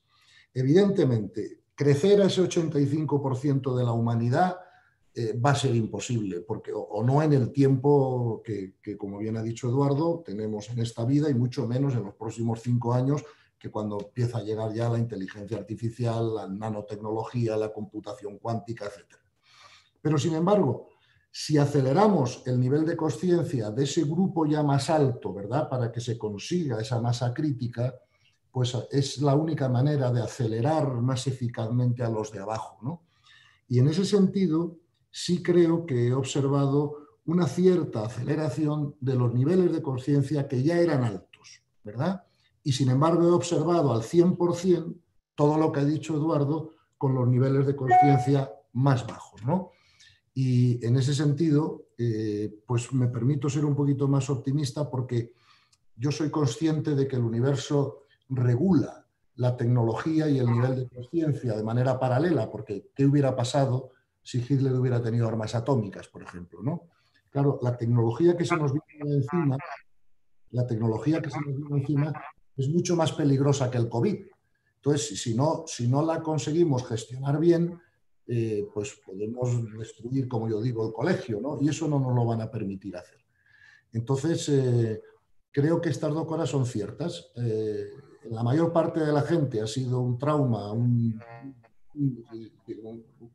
parón al desarrollo, si tú quieres, pero hay un grupito más alto para los que sí creo que les ha servido de algo, porque se han hecho preguntas que si no nos hubieran hecho y han vivido experiencias que si no, no hubieran vivido probablemente, ¿no?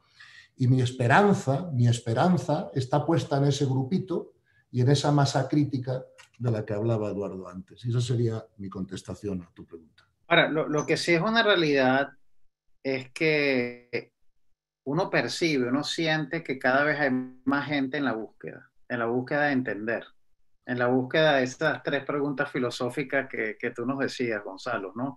De para qué estamos acá, quién somos, y cómo trascender eventualmente la muerte. Y en ese afán de buscar herramientas, buscar métodos que a unos quizás se les haga más fácil que a otros, aquí hay una pregunta que me parece interesante, porque yo mismo me he beneficiado de esa metodología, que son las constelaciones familiares. Y me gustaría preguntarles, primero a ti, Eduardo, ¿cuál es tu opinión de las constelaciones familiares de Bellinger? Que por cierto creo que ya murió el año pasado, ¿no? Y después hacértela a ti también, Gonzalo. Mira, yo creo que como tantas cosas, tantos planteamientos teóricos, las constelaciones familiares como planteamiento me parece que son excelentes. Creo que el gran enemigo de las constelaciones familiares son los consteladores familiares. Porque hay una cantidad de personas que se dicen consteladores y que lo que le han hecho es una propaganda terrible a la constelación como tal, ¿no? Entonces creo que ahí primero que creo que es importante hacer como esa diferenciación, porque yo conozco gente que entonces, no, que las constelaciones, que eso es un fraude, que no, espérate, las constelaciones como planteamiento es una maravilla. El gran problema son los que se dicen consteladores que no son consteladores y que lo que hacen es hacer desastres. Desde la constelación familiar, a nivel junguiano, tiene varios componentes que son importantes, ¿no? Uno que permite como poner el foco en eso que hablamos del sistema de creencia familiar. Inevitablemente nosotros crecemos en una familia y a nosotros nos impregnan de los sistemas de creencia de la familia. Si nosotros no hacemos conciencia del sistema de creencia de la familia, terminamos siendo esclavos de ese sistema de creencia. Porque si yo no soy consciente que en mi familia ser Carballo representaba una cosa u otra cosa, bueno, de manera automática yo voy a ser Carballo. Y ese ser Carballo puede ser muy bueno o muy malo, tanto para mí como para la humanidad. Entonces, el tener conciencia de lo que representa, el tener conciencia de ese sistema de creencias, yo creo que es fundamental. Aparte que en esta aproximación de cómo se constituye, cómo se arma ese sistema de creencias, entonces tenemos también ese nivel transgeneracional que viene, porque hay creencias que vienen produciéndose transgeneracionalmente. Y por otro lado, cuando introducimos el otro concepto, el otro gran concepto de Jung, que es el tema de la sombra, que de alguna manera es aquello que yo no sé de mí, y que de alguna manera rechazo, bueno, hay sombras que se vienen también permeando transgeneracionalmente. Ese tema de los secretos familiares que no se dicen, pero que están allí. Y que hay una parte que, aunque no se dice, hay una parte del individuo que lo capta. Y entonces, de esa manera inconsciente, también lo actúa o lo puede terminar actuando. Entonces, yo sí creo que ese ejercicio de tomar conciencia de esas dinámicas intrafamiliares, generacionales y transgeneracionales, que permiten de alguna manera como aliviar cabos. Hay una máxima en la cultura occidental, en la cultura occidental tradicional, que tiene que ver con las maldiciones, ¿no? Una maldición duraba 7 generaciones. Y de alguna manera lo que nos estamos refiriendo precisamente es a eso. Como algo que sucede si yo no tomo conciencia y no soy capaz de neutralizarlo, bueno, eso va permeando hasta que finalmente termina como diluyéndose y se pierde. Pero de alguna manera, si yo tomo conciencia, otra vez utilizando, y no en el sentido literal, sino en el sentido metafórico, si yo tomo conciencia de que yo cargo una maldición encima y logro concientizar y logro encontrar cuáles son los mecanismos de neutralizarla, un poco el trabajo heroico, bueno, yo puedo romper con eso en ese momento. Entonces, en ese sentido, creo que puede ser muy valioso en muy buenas manos. Interesante. Gonzalo, ¿cómo ves tú el tema de constelaciones familiares y los consteladores? Yo, vamos a ver, en primer lugar, lo veo justo como lo ha explicado Eduardo, ¿no? Y también estoy de acuerdo que el problema de los consteladores pues es el mismo problema que siempre hay en todo. Ahí están los profesores de golf, ¿no? Los hay mejores y peores. ¿Me entiendes? La vida, pues claro, en la espiritualidad, pues hay espiritualidad seria, espiritualidad barata. En fin, una de las cosas que en la Fundación intentamos solucionar es precisamente que cuando nos aproximemos al mundo espiritual lo podamos hacer de una manera seria, ¿no? ¿Verdad? Y no de una manera que yo llamaría folclórica.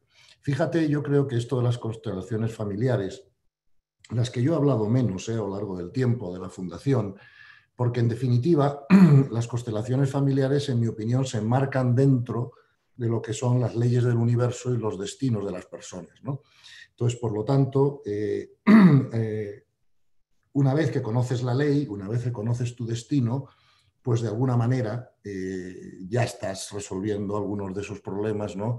Que sí existen y que Eduardo ha explicado perfectamente. Entonces, en ese sentido, creo que, fíjate que incluso los psiquiatras que se dedican que me gustará también la opinión quizá de Eduardo sobre esto, ¿no? Pero los psiquiatras o los psicólogos que se han dedicado mucho al tema de las regresiones, ¿verdad? Por ejemplo, Brian Weiss o por ejemplo Michael Newton o otros muchos, ¿no? Que han escrito sobre esto, de alguna manera nos han dado la misma idea, ¿no? Y la idea que ellos dan no lo llaman exactamente constelación familiar, pero lo llaman grupo de almas, ¿no? Como si a lo largo de distintas experiencias del alma, ¿verdad?, hay una serie de almas que hacen ese viaje evolutivo de alguna manera juntos, ¿no? Y cuando digo juntos puede ser, me refiero teniendo diferentes papeles, ¿no? En diferentes experiencias, ¿no? Que a lo mejor, por ejemplo, tú eres padre de familia y ahora tienes 3 hijas, pero a lo mejor en otra experiencia, pues quien ahora es tu hija, pues puede ser tu tía o tu madre o tu primo o tu socio o hasta tu novia, no sé. Pero que sí hay una serie de almas, aparentemente, según lo que afirman, ¿no?, los que se han especializado en estas regresiones psiquiátricas que te permiten de alguna manera comprender tus experiencias pasadas o verlas, ¿no? Que afirman lo mismo, ¿no? Luego, por lo tanto, totalmente de acuerdo con Eduardo. Creo que es una herramienta interesante para conocer. Creo que esta herramienta hay que relacionarla, ¿no?, con el destino personal y con las leyes universales, y creo que está verificada por los especialistas, ¿verdad?, que se han dedicado a esta técnica de la regresión psiquiátrica y que afirman lo mismo, aunque lo llamen con otro nombre, ¿no? Y por lo tanto, ser consciente de ello, pues como todo lo demás, es una gran herramienta para poder trascender esos traumas y esas limitaciones. No es casualidad. Es decir, que fíjate que yo creo, o lo que afirman las personas que han hecho muchas regresiones, es que la primera decisión que toma el alma antes de la encarnación es precisamente quiénes van a ser sus padres, ¿no? Porque de acuerdo con el destino de ese alma, pues tiene que trascender una serie de experiencias y de alguna manera se va a encontrar dentro de ese grupo de personas que ha sido elegido, ¿no?, ¿verdad?, para la existencia física. Y por lo tanto, totalmente de acuerdo con lo que ha dicho Eduardo y añadir que lo tenemos que relacionar para comprenderlo mejor al tema de las leyes universales y al tema del destino de las almas, ¿no? Fíjate que la misión para las almas es importante, pero es más importante todavía el destino, porque el destino es lo que el alma tiene que aprender. La misión es lo que ya trae aprendido y de alguna manera puede enseñar o colaborar a enseñar a los demás, porque como también ha dicho muy bien Eduardo, la experiencia de crecimiento del alma es individual y colectiva al mismo tiempo. Es decir, claro, yo tengo que crecer yo como alma, pero no puedo crecer sin otros, porque me hace falta de la interacción con otros para aprender no reactividad o para aprender otras muchas cosas, ¿no? Me ha encantado la referencia que ha hecho Eduardo también antes al tema de la Imago Dei, ¿no?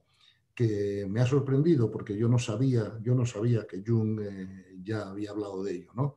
Fíjate que la filosofía perenne de la humanidad está contenida en los Vedas, los Vedantas, la Bhagavad Gita, ¿no?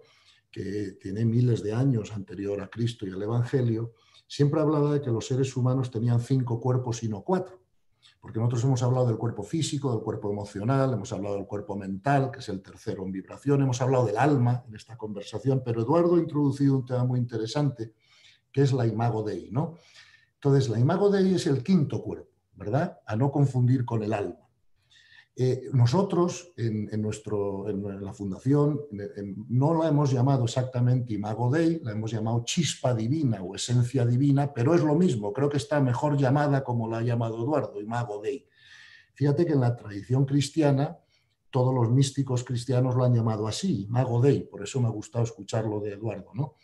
Y fíjate, si no tuviéramos esa esencia divina, es común a todos, a diferencia del alma, que es individual, ¿verdad? Sin esa Imago Dei, sin esa esencia divina, el alma no viviría. Es lo que da vida al alma. Y el alma luego da vida a los cuerpos inferiores, ¿verdad? Entonces, el que comprendamos que existe esta esencia divina es fundamental, porque fíjate que en la experiencia mística, los que han estudiado las experiencias místicas en profundidad, siempre dicen lo mismo. La experiencia mística no es un evento, es un proceso, pero ese proceso tiene como dos fases. La primera fase de las experiencias místicas es cuando te identificas con el alma en vez de con el ego, te ves como un alma, ves a los demás como un alma y ves el ego como un it, no como un mí. O sea, ves el ego como un ello, no como un yo. ¿Ves? La gente de nivel de conciencia más bajo ve el ego como un yo, mientras que los místicos de las primeras fases ven el ego como un ello y el alma como un yo. Ahora, en las fases más superiores de la experiencia mística, las personas son capaces de situarse en esa Imago Dei, o en esa esencia divina, y también ver el alma como un objeto. No sé si me explico, ¿no? Entonces, por ejemplo, poca gente ha llegado a ese último nivel, pero podríamos nombrar algunos y podemos leer lo que han escrito, por ejemplo, Buda, por ejemplo, Meister Eckhart en Occidente, ¿no? Que han conseguido incluso trascender el alma y situarse en esa Imago Dei de la que hablaba Eduardo, que es al final de la discusión lo que esencialmente somos. Fíjate que la Imago Dei, además, no tiene ni principio ni final. Por eso podemos decir que es eterna. Mientras que el alma no es eterna, el alma lo que sí es inmortal, que es diferente. ¿Por qué no es eterna? Porque tiene un inicio, aunque no tenga un final. No sé si me explico, ¿no?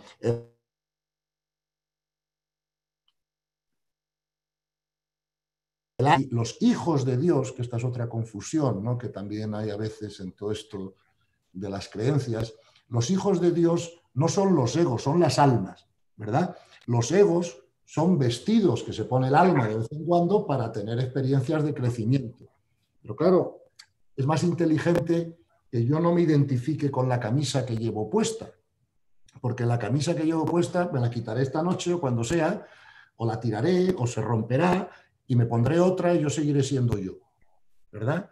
Entonces, desde el alma ya se ve eso. Pero claro, si soy capaz de situarme ya por encima del alma en la esencia divina o Imago Dei, entonces ya estoy al final del camino de la evolución de la consciencia.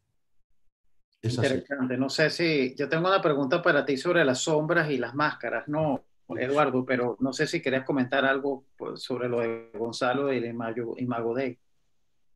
No, yo creo que, como decía, yo creo que cuando uno logra como aproximarse a esa intuición, ya de entrada ya hay una ganancia. Yo creo que para mí el gran valor que tiene el trabajo que ha hecho Gonzalo es como esa dimensión nuevamente, como poderla darle formas, como poderle darle dinámicas, como poderlo hacer mucho más accesible, como poder aproximarla. Entonces, de una manera muy simple, se aproxima a cosas que son muy, muy, muy complejas. no quería, creo que ese camino de llegarle a esto vía el puente de la física cuántica, creo que es realmente ahí es donde nosotros pienso que podemos empezar a romper las disonancias que pueden haber entre la razón y la percepción de la realidad. Es como, yo lo veo como dice Gonzalo, es una invitación a cambiar como los lentes sí, los lentes de interpretación de lo que nos rodea. Entonces, eso sería. Gracias. Y una pregunta en relación, volviendo a las sombras que tú mencionaste, Eduardo. No, yo vi que Jung habla de la persona que tiene sus sombras, entonces tiene sus máscaras, ¿no? Ante ese colectivo. ¿Nos puedes explicar un poquito eso? A mí me parece fascinante esas máscaras que siempre llevamos puestas, pero no nos damos cuenta. La máscara y la sombra tiene que, está muy vinculado con eso que hablábamos de la construcción del sistema de creencias del ego, ¿no? El ego por mucho tiempo aprende por premio y castigo. Entonces, ¿qué es lo que hace? Que él empieza a reconocer muy temprano con qué aspectos míos naturales yo soy premiado. Y empiezo a reconocer muy temprano con qué aspectos míos naturales yo soy castigado. Como nosotros tenemos la capacidad de disociarnos, entonces esa unidad que somos nosotros la empezamos a disociar y a fraccionar. Entonces con lo que a mí me premian, yo lo voy como acumulando, lo tengo como en primera fila, y con lo que a mí me castigan, yo lo voy rechazando, aunque forme parte de mi naturaleza. A eso le vamos sumando que en interacción con el otro, yo voy reconociendo que hay ciertas actitudes que de repente no son naturales, pero que son premiadas, entonces las incorporo, y hay ciertas actitudes que son castigadas y de alguna manera las evito. Entonces, inevitablemente voy armando como un vestuario de presentaciones, ojo, que tiene diferentes niveles y que muchas veces son necesarios. Si yo me hubiera presentado aquí no sé, con un traje de baño y con además que a estas alturas de la edad sería casi que un insulto para la audiencia en términos de lo que se van a encontrar. Pero quitando eso, hay algo que se espera de la presentación. Uno espera que la otra persona se presente con una cierta máscara, que son como códigos de relacionamiento. El tema es cuando yo esa máscara no me la quito de encima, ¿no? Que uno lo ve mucho con el tema de las marcas, por ejemplo. Hay personas que son una marca ambulante, bueno, porque esa es su máscara, y con esas marcas están diciendo cosas. Tengo dinero, tengo gusto, o qué sé yo qué, cualquier cosa. El tema el gran problema en la construcción del aparato psíquico, de ese hacer máscara, es que si en la medida que yo hago máscara y la rigidizo, todo lo que quedó en sombra queda ahí con un potencial, con una energía potencial que, como forma parte de mi naturaleza, en algún momento va a buscar expresarse. Y muchas veces cuando lo hace de una manera inapropiada, inadecuada y destructiva, puede ser. Lo que es el famoso tema de Dr. Jekyll y Mr. Hyde. Por eso el tema de la máscara y la sombra, nosotros muchas veces un poco como para tratar de darle imagen o para tratar de darle forma, utilizamos la novela Dr. Jekyll y Mr. Hyde, la novela de Stevenson, como una referencia a eso. O sea, como en esa construcción permanente de un Dr. Jekyll que es impecable, que es perfecto, que representa una cantidad de ideales, bueno, tarde o temprano aparece un Mr. Hyde que termina siendo un sociópata. Entonces, el gran reto es cómo tomamos conciencia de eso, cómo incorporamos todos esos elementos nuestros que están rechazados y que están en sombra esperando su reacción, y de alguna manera eso que estuvo disociado, de alguna manera lo logramos integrar nuevamente a nuestro sistema. Es interesante. Y Gonzalo, desde el punto de vista de la espiritualidad, yo siempre había interpretado un poquito el tema de las máscaras, de esa conciencia de la sociedad que nos han impuesto creencias desde el principio que para uno ser feliz tú tienes que tener poder, dinero, controlar. y tener estatus, entonces uno se pone esas máscaras para hacia afuera dar la impresión que uno se siente así, que uno es poderoso, que uno es exitoso, que uno tiene dinero, cuando en realidad por dentro no te sientes así. ¿Cómo ves tú ese tema? Bueno, pues otra vez más, es que muchas veces, claro, añadir algo útil a lo que ha dicho Eduardo no es fácil, ¿no? Pero dicho eso, yo creo que esto una vez más es un problema del nivel de conciencia. O sea, el nivel de conciencia es el grado de participación que cada uno podemos tener de la conciencia superior, ¿no? Y por lo tanto también es un tema pues de trascendencia de ego, ¿verdad? ¿Y qué pasa? Cuando va subiendo el nivel de conciencia se va modificando la intención predominante. Fíjate que el nivel de conciencia no depende tanto de la brillantez intelectual, ni siquiera del grado de conocimiento, sino más bien de la puridad de intención, ¿verdad? Entonces, cuando va desarrollándose el nivel de conciencia, lo primero que va incrementándose es la actitud o intención de servicio, ¿verdad? El servicio es la asignatura que más tarde se aprende en el desarrollo de la conciencia, porque claro, hasta que la conciencia no se ha desarrollado bastante, es que ni siquiera nadie está interesado en ello. Y claro, al no estar interesados, pues no lo practican, y al no practicarlo, pues no se aprende, como cualquier otra cosa de la vida, ¿no?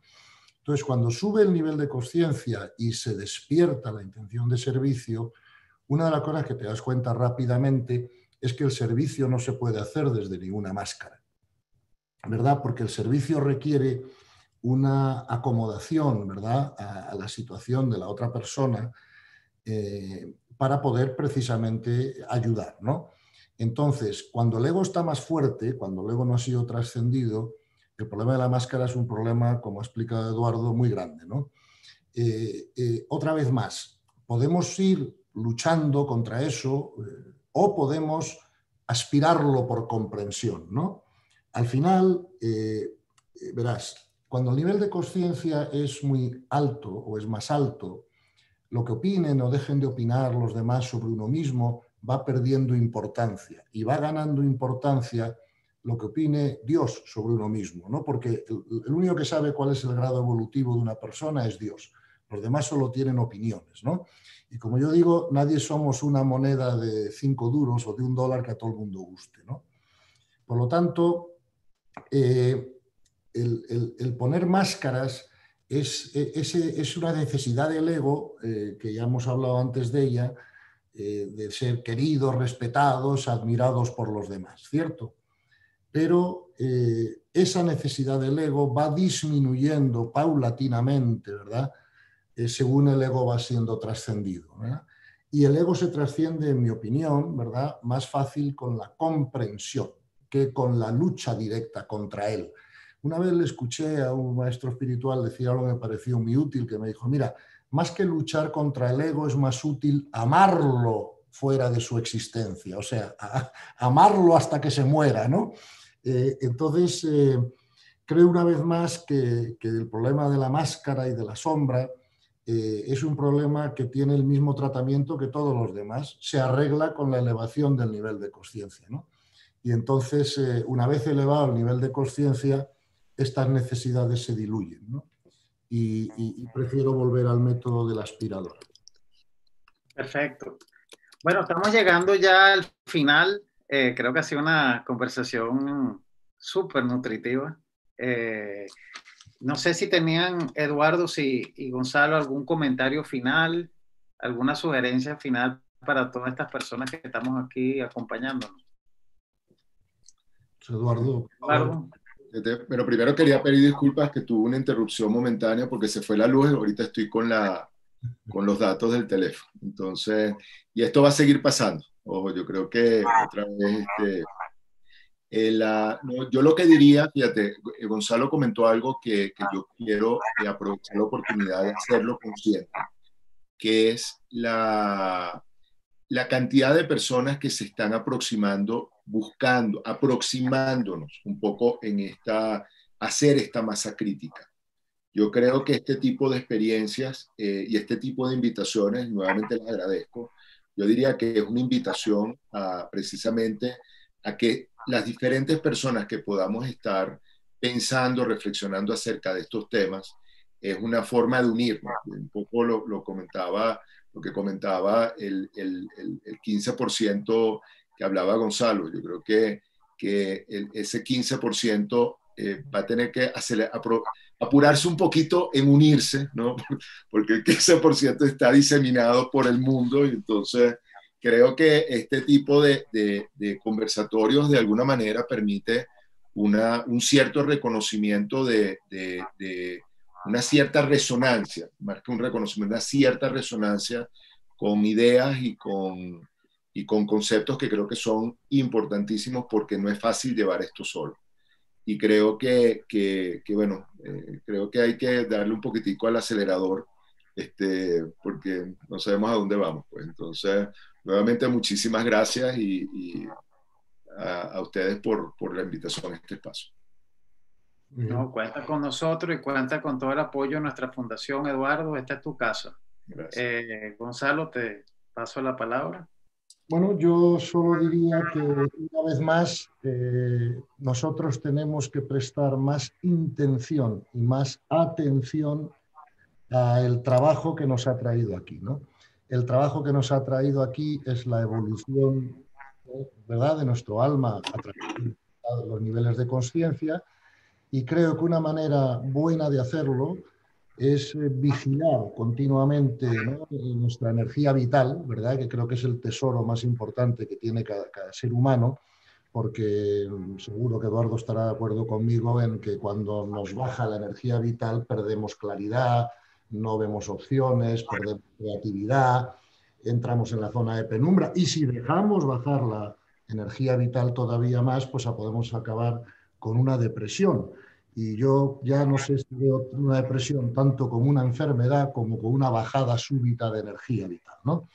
Por lo tanto, la energía vital solo se puede subir hasta que alguien invente una máquina que nos enchufe el ombligo y nos la suba artificialmente. Hoy por hoy la única herramienta posible de subirla es la paz interior, ¿no? Y la paz interior es un producto del nivel de conciencia, y por lo tanto eso es lo que tenemos que trabajar, ¿no? Si conseguimos mantener nuestra energía vital alta, y además, como bien dice Eduardo, podemos también relacionarnos con otras personas que la tengan, porque la energía es más contagiosa que la gripe, ¿no? Pues entonces podremos ayudarnos todos, ¿verdad?, a hacer ese camino de una manera más eficiente, ¿no? Para ello, un ejercicio que a mí me ha ayudado mucho y que se hace muy rápido y que es fácil de hacer, es preguntarte todas las noches cuando te vas a meter en la cama: ¿qué me ha quitado la paz hoy? ¿Ha sido un tapón de tráfico, una mala contestación de la pareja, un niño que han expulsado del colegio, un médico que me ha dicho que tengo una enfermedad difícil? ¿Qué me ha quitado la paz hoy? Simplemente identificarlo. ¿Qué me ha quitado la paz? Una vez identificado qué te ha quitado la paz, se hace un segundo ejercicio, que es: ¿cómo tendría que ver mi mente esta misma situación que me ha quitado la paz para que no me la quite? Entonces, la mente se ejercita en varias situaciones que nos quitan la paz, rápidamente se da cuenta que la solución es aspirina para todo, es decir, la comprensión y la aceptación de la realidad por el valor pedagógico que tiene, y con eso avanzamos muy rápidamente, digamos, con un ejercicio bastante simple, ¿no? Y eso sería, si acaso, mi comentario final para ayudar a las personas a que hagan ese trabajo, ¿no?, de evolución de la conciencia de una manera más eficiente, ¿verdad? Muchas gracias, Gonzalo. Eduardo, súper agradecido de haberte tenido entre nosotros. Ojalá se repita más adelante. Y bueno, muchas gracias a todos. Que pasen una muy buenas tardes. Gracias. Hasta luego.